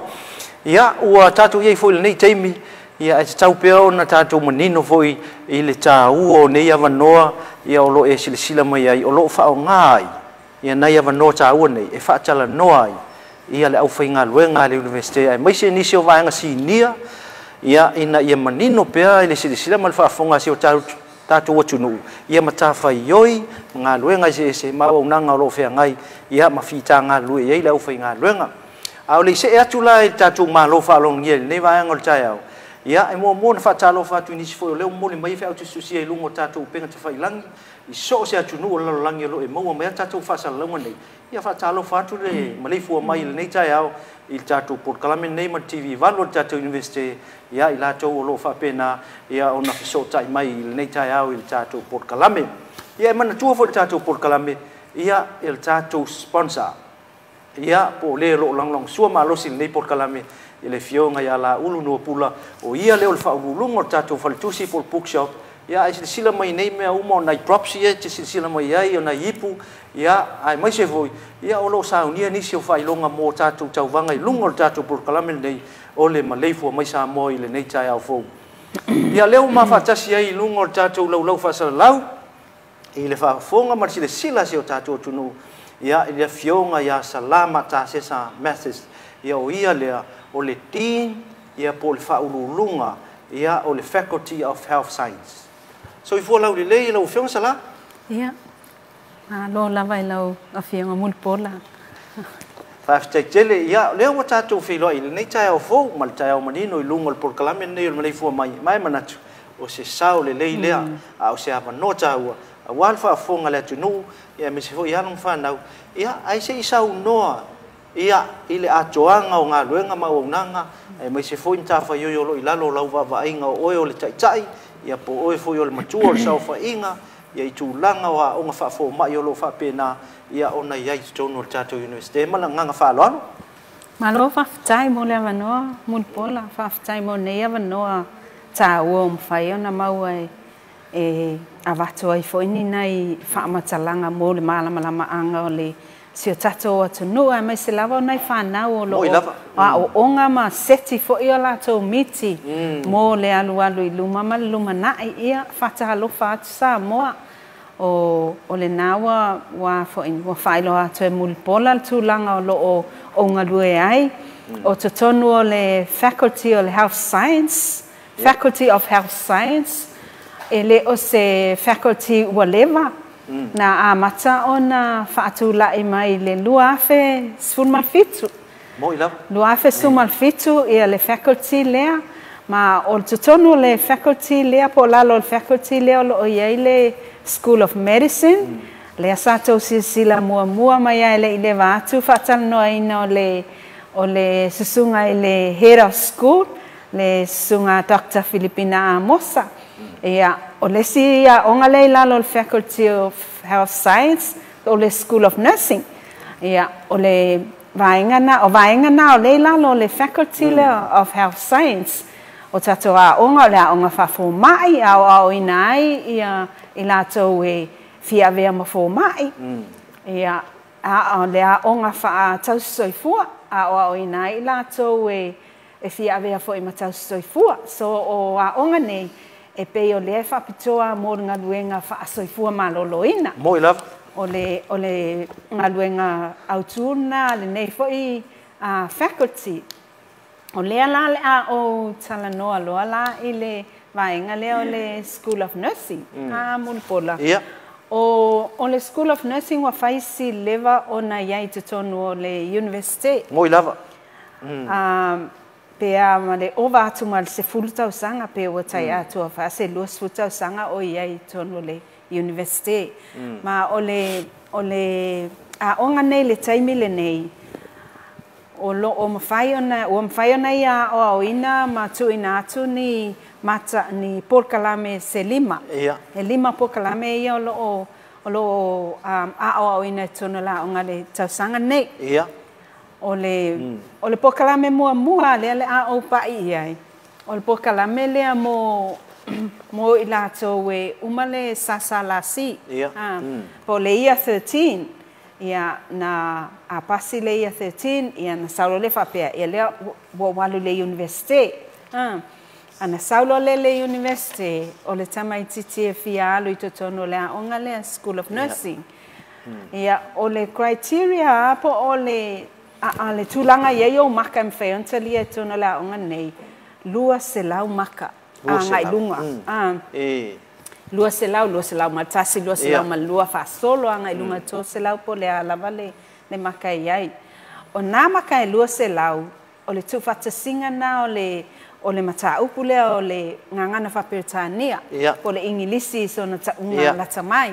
Moi love. O le ingilisi ma mata upu whaasai e nisi e tolu. Ia o mata upu whaasai e nisi e tolu. Ma le ingilisi, tu whatasi, ma waile lua se lau maka. E tautata lava lea onga i le whaasai e nisi. Ona o le tūlanga i lana ngaluenga tausi. I le soifua malolo ina tangata, e awhia i le tino, o le mawhauwhau, o le tangata, pe o le alana e tautata i lava i le whaasai e nisi. A whapela e te saula e te whia alu i le onga tau soifua. I le wasenga lea Foundation Certificate in Nursing. Ta tauna e mauti noa le lei e lua se lau o maka anga i lunga. O maka na e lua se lau, o maka o lau ingilisi, ma maka o mata upwhasa e nisi e tolu. O le ingilisi ala e te tauna pasi 5%. Moi love. Nei te ua mawhau wapea. Pasi mau lunga science ia mata upwhasa e nisi. Ai le pasi le ingilisi ala e mau lua se lau. E le ai la se e le omwhai ona au sia tūlanga lea. E pasi lau ingilisi i le 5%. 5%. Awai e iai fo iai si fo i whenumia inga whapena a whai atof mai. Ai ala e lua se lau maka. Ia a o le lua se lau na e le o pasi ala ingilisi lea nau iai na i mwhai ona pasi. Ia, ona e saulo lea, e te alu le mauolo manoa e te aonga i le Foundation Certificate in Nursing. O le saule nā ma le vasenga sfutolu, ia alo i tono Foundation na le University. Ia, o le porkalame lana, le mato te whatau nuina mo le amataina i tono le University. Ia, tā ua ia, lea e manino te lele wha manino ina i le fionga e salai, le wha fonga si o tātou o tunu. Mei se sila me le nei tai au. Ia, i le tau mawhai lava ina ia aua lava, nei eise wha le tonu. Le la ua mai al vaenga leo le Foundation. O le a se wha manino ina o vaenga ia mo mature students ia pa lai mai. I le porkalame al nei la u fionga salai. Ma nei a whaftai le fisili. O le porkalame, o le sila porkalame le awa le aise mature students e alu le Foundation. Ia, saoli. O le si mato porkalame la le o lo mato ngā lulu e ai. O le tipiloma le whaatau soifua. O le tipiloma whaatau soifua e mawhai e o nā alu i tonu tangata lea e lua se fultasi tau sanga anga i lunga. Ia. Ai saula malana pe lai sawhai ngaluenga i se ngaluenga e pe e tala whea ngai, pe wheso tai, ma tau singa soifua maloloina. Ia na e saula ia, e te saufo ia mau silipi ia, po ni tu spasio, o mea o ngasa ia i le taimi lea. Ia na saula e tirtilo pe a foi nei, e totonu o whaatulanganga mo entry criteria. Ala ia te tono o kalena ale university le entry criteria mo le po kalame le diploma fata soifua o le diploma in nursing.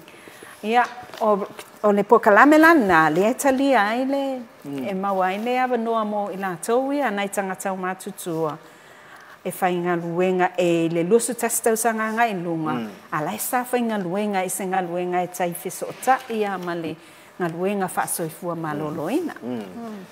Ia ua manino voi la lea vaenga i le saunoanga lea ua e whaafonga mai e mai sila mai ia i le saunoanga manino le fionga ia sala o nisi o vaenga tā ua i le tāpu kalame i le whaatanu ua e lena o pau neo se aso sala e whai asi umi o le tātou mawhitanga i lunga o le tātou po kalame neo Maleifua Mai mai mana ia le aua ua i mai o fina ngalo te itasi o le o lau sau whainga. Ia mwha manino fo o isi vaenga o lea e fiefisilingi ai.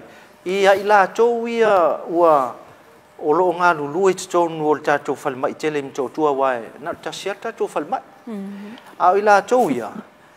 E le ai ma se tusi pasi o iai e toi fia ngai mai a onga. O le alo na whainga ia pe tasi ale awala le te sau noa ia ngai mai ai. Nā se vainga ia. I la tau ia ua atora te tau tau sanga.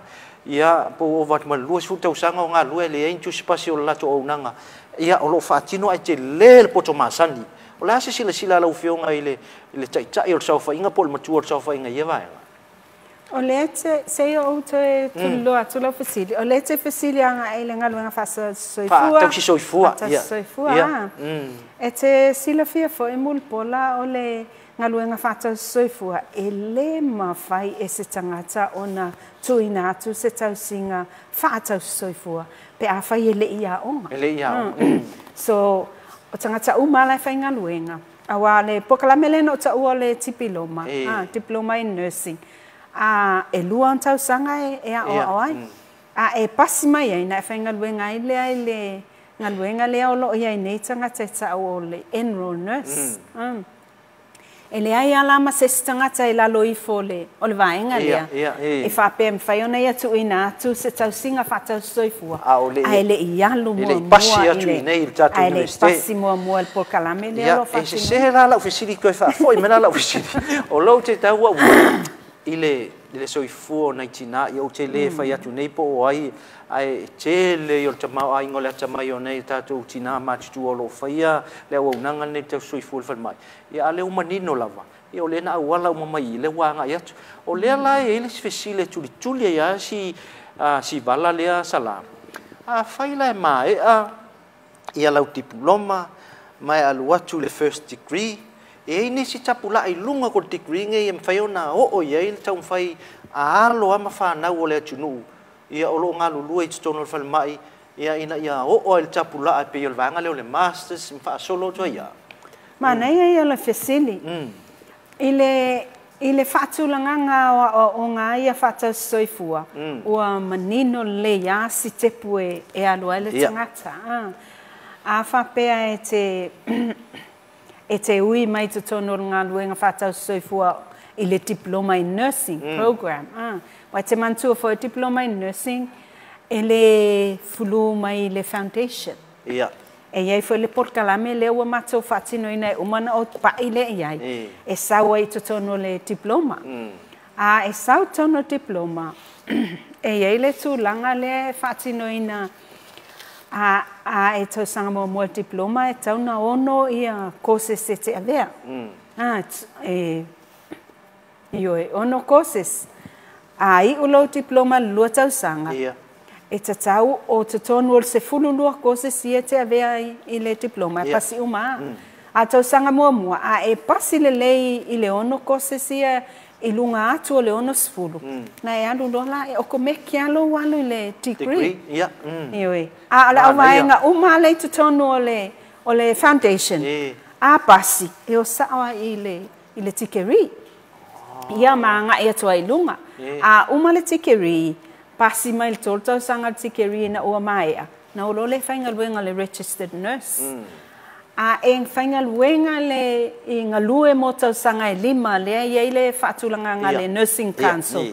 e 5 tausaga na e toe foʻi mai lea pe a e toe fia foʻi mai e fai la ia isi po kalame ia foʻi o loo matautuuina atu o le postgraduate diploma a maeʻa le vaega na taipei a o le stepu foʻi lele e te o ia le master o le taimi nei e le o iai se takou polokalame faapena o le master pa o le tilo i le lumanaʻi e tatau ona iai polokalame ua o loo tapena le vasenga o faiaʻoga taimi nei ia mo le tuuina atu ona polokalame na ia te lesole ia vaai silasila mai mafaafoga le atunuu i le stepu lea saunoa iai le fioga salā e te agaʻi ai luga lona uiga e mafai ao na ausia i le mamalu o se o tatou atunuu ai mai se ai latou ia o loo galulue i le tatou falemaʻi mai latou ai ua atu aʻoga i tusipasi maululuga ia e agaʻi ai luga a o tai ai pea inai vaega nei e fia faafesiligia le vaega le mo le faamoutinoa sa iai ni faamatalaga i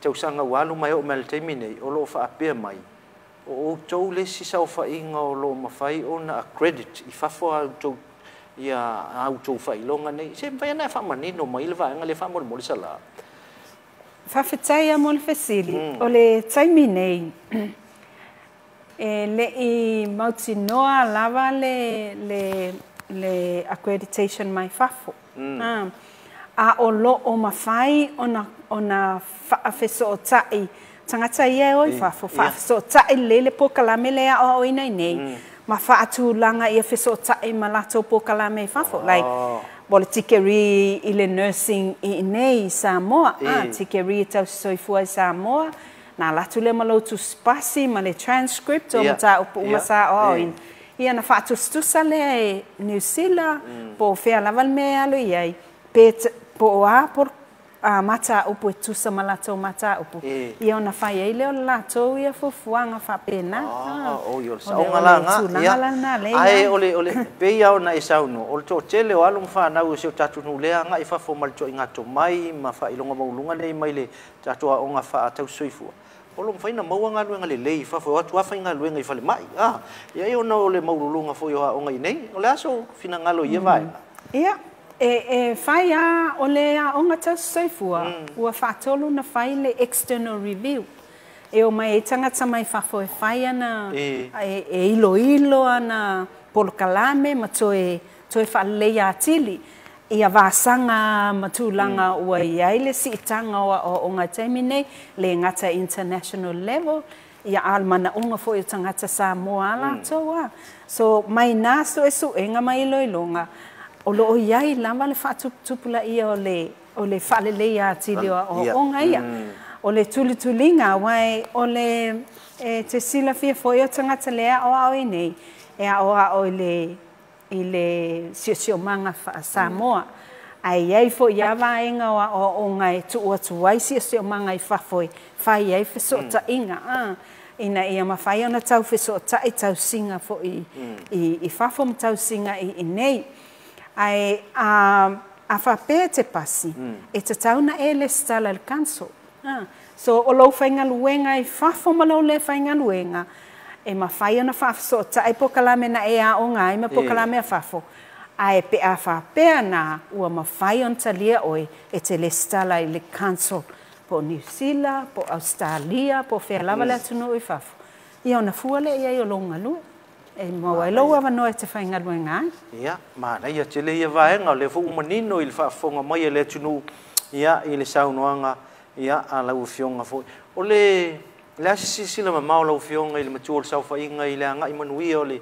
aʻoaʻoga faatausoifua ua e maitau ia na o le falemaʻi lei matoatua ma le tatou falemaʻi tuasivi ia manai ia tatou health centers ia i le masalo i le atunuu o tupu pea se numera o le alo mafanau le atunuu o fia agaʻi mai le polokalame lava lenei le foundation me se foʻi lisi polokalame lena e saunoa iai la sausilisila mamao iai vae paafetai mo le fesili o lae faatuputupulaʻia e taimi nei o talivave atu faapena o loo faatuputupulaʻia le o mai o fanau le numela o fanau e a foʻi e fia avea ma alii ma tamaitaʻi tausoifua le taimi nei ia o le vaai foʻi lava ia Vasanga lele ya fatulanga nga o nga mamana o nga tangata tatu atu no. Mo I lava. Ia tataua ona feso tai le ya a o nga maltulanga fatinonga o nanga laulo o yai po o fea lava le fale ma e te pasi atu e whainga luenga ai e te alatua e te mawhaina e whaianga luenga so o se si o manga lava e tu iai oi. Ia e pole a fo il tatu feo ai ma o ai pe e tau la mea umal tong o la si la lau feo nga o kala fea ngai ko kongi ngai kau soifua ia mangai failonga le maua mangai kuspasi mau lunga mau ka ko meske o la se va ai mun tanga ia lau feo e fai as fai tal fesili awa o tatu pe o tatu o le o a le tutongi la ia o le sila awa ngai tua tatu o le mea e tatau ona iai e tatau tal fea ngai tutongi ma o onga ia feso tai mal tele o ngal wenga la fai ma foi tomai o lo umana o ina ia la fai ngal wenga ia ma le fesili fai o le tapo kala mel nei tai o ani fa fi tauli sala o fea ngai male au nanga e pe o ia le o ia fa fi tauli ona o tangata ma futa ile tu e lava mai le on sa ile so fu e tauli so valaile o ani fa fi tauli fe ngai man lu tau fe ngai mal tatu sa fa inga fa fe tai tau al fesili le e pe ia me uma ia le me le ia fo le me le o tai mi o le o tai mi fo o fa le ai ona o le tiutea tātou o le aoa o ina o whanau. E iai anai vaenga e pei o le au mai o le loto. O le au mainga o le loto le tamaititi e tango le lei, ma patino le lei i le whainga o le o nga le whai atu. Awa le o nga tātou le universite e iai fo i le taimi o tamaititi awa o iai ia i le loloto sa i le linga wha tamaititi a onga i le loloto mea le awa o ina whai a onga. E uma le taimi o le whai a onga na tu atu le taimi a loe tamaititi. Taimi le a loe tamaititi o ina le tataunga loe mamatua. Ia wa tātou i loa le whawhita o le social media le ama te leo mea e ave ese ai mawhawhau o tamaiti mai lea o ina ma le tau mawhai lea o onga. Ne ta o tātou distractions. Ia o le a foi Facebook po o le itu lau fōlinga o ka ia wa tele na alu ai le taimi.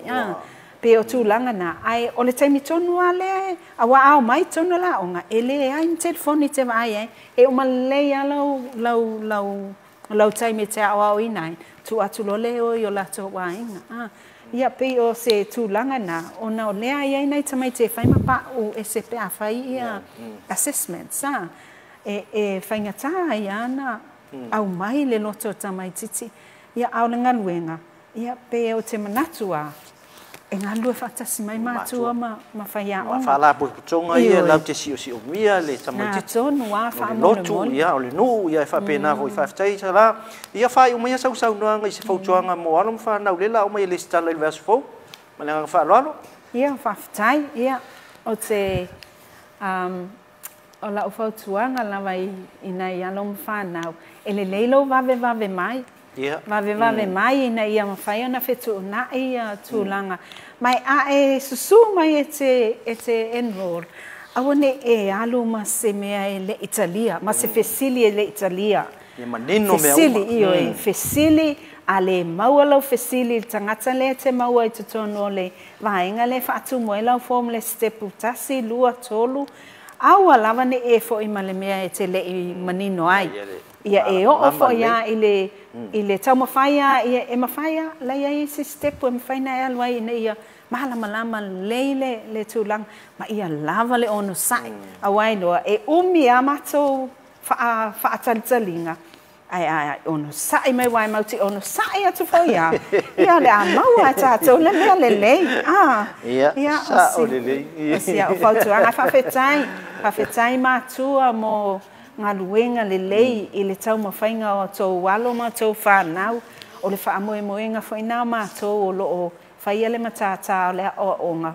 ia e tu'u atu atoa mātou e fesoasoani o tou along whanau ina i mwhai ana whaamanuiaina ia mo le tau mawhainga o lato o langa le lumanai ia fesoasoani fo'i i tau singa o ainga ia ma isi fuafuanga umalawa whaale o langa nei whawhetai ia whawhetai tele manatu o leo manino ia au whala i le whaafonga si o tātua tunu ia i le porkalame o le neita au Maleifua Mai ma le whaataloanga ma le fionga ia sala ia mo le foi le nganga le whaafitai tele i lau fionga i le matua o sau whainga ia Poltino le Faculty of Health Science ia mo awanoa tāua ia leo foi mwhai o na maua le neita au tātou porkalame o le Maleifua Mai mai manatu wha ia sto tele ma la ngona le neita au i lātou o sila mai lungo tātou porkalame nei a o le vaenga silon tāua o mawalo sao ia masofi na ngalo e whaasoa i le atunu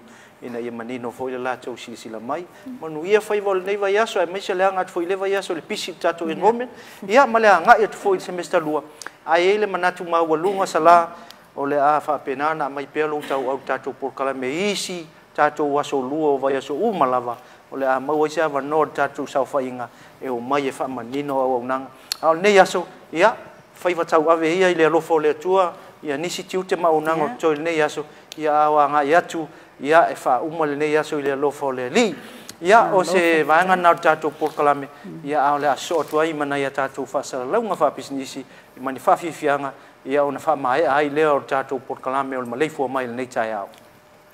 Second semester enrollment for the National University of Samoa. Enrollments for second semester start from the 6th to the 9th of July, 9 a.m. at the NUS gym.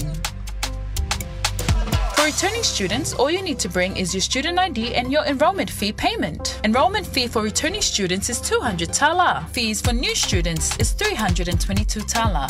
New students, please make sure to bring certified copies of your birth certificate or passport, Samoa school certificate or equivalent, Samoa secondary leaving certificate or equivalent, tertiary qualifications, and measles vaccine confirmation. Mature applicants need to provide evidence from employers or trainers of at least 2 years full-time relevant work experience and/or training. For more information, please email studentenquiries@nus.edu.ws or call 20072 or visit our website. Second semester enrollment for the National University of Samoa.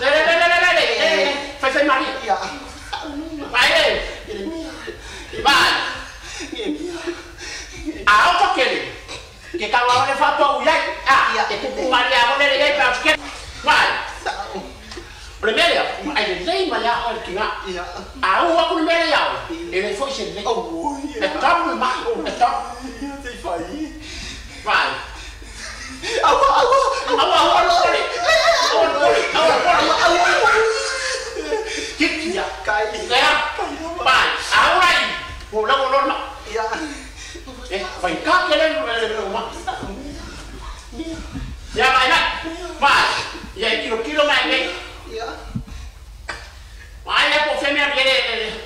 Oh. Fa kai ke la longa mo. Ya mama. Ya ke mo sano e informa ke o. Ta mo sano e mo na mo fare con. Ya mo fare con. Ya mo fare con. Lo ko mo ma ta. Ko comprar que fa mo. Fa caro. Ia e mo fa. Le me tinga. Sei fa caro. Ya se fa caro. Mia caro yo. Vai cara. Cao đi cao. Wa ana mai ba. Nga ana ba. Olha para uma mana le pas mai. Ya bai. Wala pa ba? Ya fa kai la ba. Esse penka. Vai, que o mau popo. Vai para ni fu. O mau mo solo ma sa mo no malos. Ya, malos ya. Malos ya. Ya vai le mai e. Mo vai mo fusa. Ah, suara mai ai bawa siapa? Ya. Jangan ya. Kaf.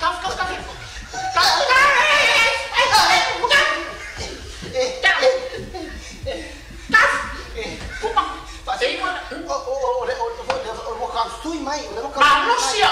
Pokoknya bukan manusia. Yang mana langsung. Bisa banyak mu. Yang mana lero mau. Vai para kamar ko. Kamar su ko pinga no soinga. Ele asa. Vai mai. Ele fa vai dar, ele fa vai dar, vai. E ko fa vai dar. Ngomong mau dia ko re pa sikaya. Ada la se ko fa dei. Kalau fa ba lo si vai. Vai na kanga. La mo vai. Meu vai ko, meu vai ko. Mo era ko la. Ya vai shaki foi o que não lá você vai com. Nè, ang por mo ba may te ko ma. Yamaha. Ay, may ko ma.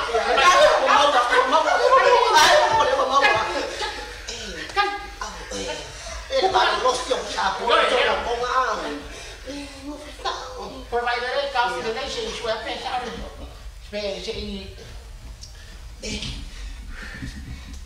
Fai kaya ma ero ko ruwa. Eu mo ka kaya ya. Ai ka siara. E confia? Eu mo ka ka eche usoro kinga. Lai ya ka fole mai na ya ko ka ma le me wa a ko. Siara. Siara.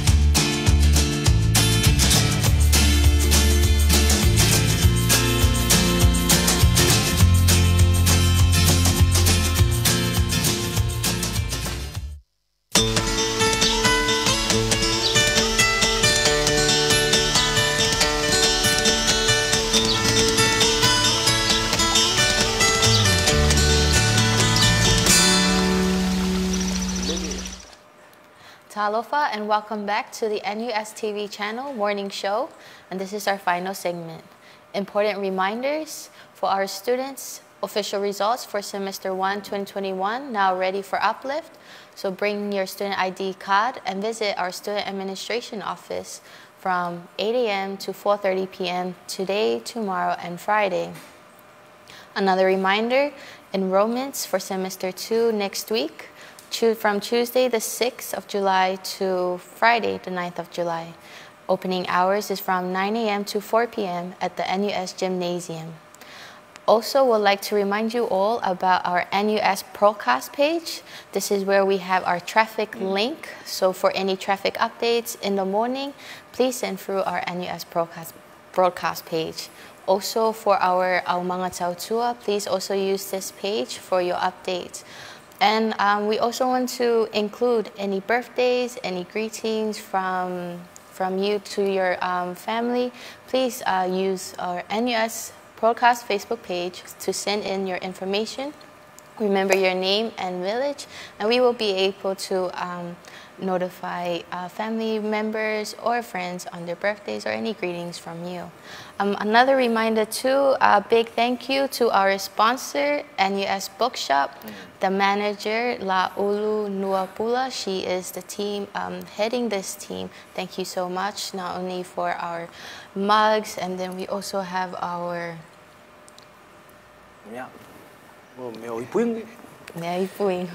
thank you so much, Nua and the team. And that is all from me. Over to you, Maleifua. Tātou tau nuu mai le si ui ma le whai unga fōru tātou porkalame nei fui whaenga o le aso ia I le porkalame leo e sila mai ai Maleifua mai ia I le nei tai au fōu ia mai manatu ia e te le lava pa anga tātou porkalame nei leo ma ua o leo I lunga o tātou Facebook manisi o tātou platforms ia e mo moli atu ma alo whaanga ia I lātou umalava o mafuta mai lunga o tātou porkalame ele ngata I lunga o tātou wala ata nei o TV valu ia ai whapena fo I so se vaenga o so tai mai ai ia taritonu ia o la whai lava nei au nanga ma le TV o la e mafuta mai ai le iwa I le sifuru martasi ia so o le mafuasunga fua nga I le asfaraile e mana tua foi mwhaftai atu tātou porkalame I lātou tātou local artist isiana mai lātou atapese ia len sile ele tato o mai moa e mai se foi ia nisi foi o ata malia I pe ona mai lunga o tato wata pe o le vision studio ia malvaenga le o le video au ia ila to lo mai so ni lunga o tato TV ia ma mai le fa tangana e fa tino tuai ma watu ia tan malia nei au wala sila malfa fonga ia mana tu foi tato sponsor o le bookshop lava tato university ia o lo lang sua ma lo sil nei porkalame o le Maleifua mai ia ma fa ftai tuai ia I le pulenga I le fionga I le pulisili I le fionga ia I ono professor Ale Kikeroma ma le pulenga e mai se foi le lautele ma le lo tato o finga luenga fa ftai fu te mai ta ia Carmeli ia o mo le no tato te mafuta I lungo le porkalame nei ia o le Maleifua mai fa ftai foi le fionga sang polu ma le finga luenga ia le tato technical staff ia mole mai e lungo nei porkalame wala sila mal fa fonga man ia fai vol nei vai aso I lau fai nga luenga I tono le lau mol papa ngala ngala o tato wa o nga fa malini tai mul no o tato ang fa fonga to tua ia le ngalo tato campus to io I salolonga ia tono fai nga luenga mai se sil nei foi vai nga o le aso ia man ia o to fai va along fa nau ia nga mai le vai aso ia war tato enrollment tato to fai lo I le aso ata yao I le anga le lei ma le alofa le tua le taimi masani lava le nei I varsu matasi I lunga o tatou wala ata nei o le NUS TV numela valu ia e tisila mai manuia fai vol nei aso manuia ngā luenga ia I le anga le lei o le atua soifua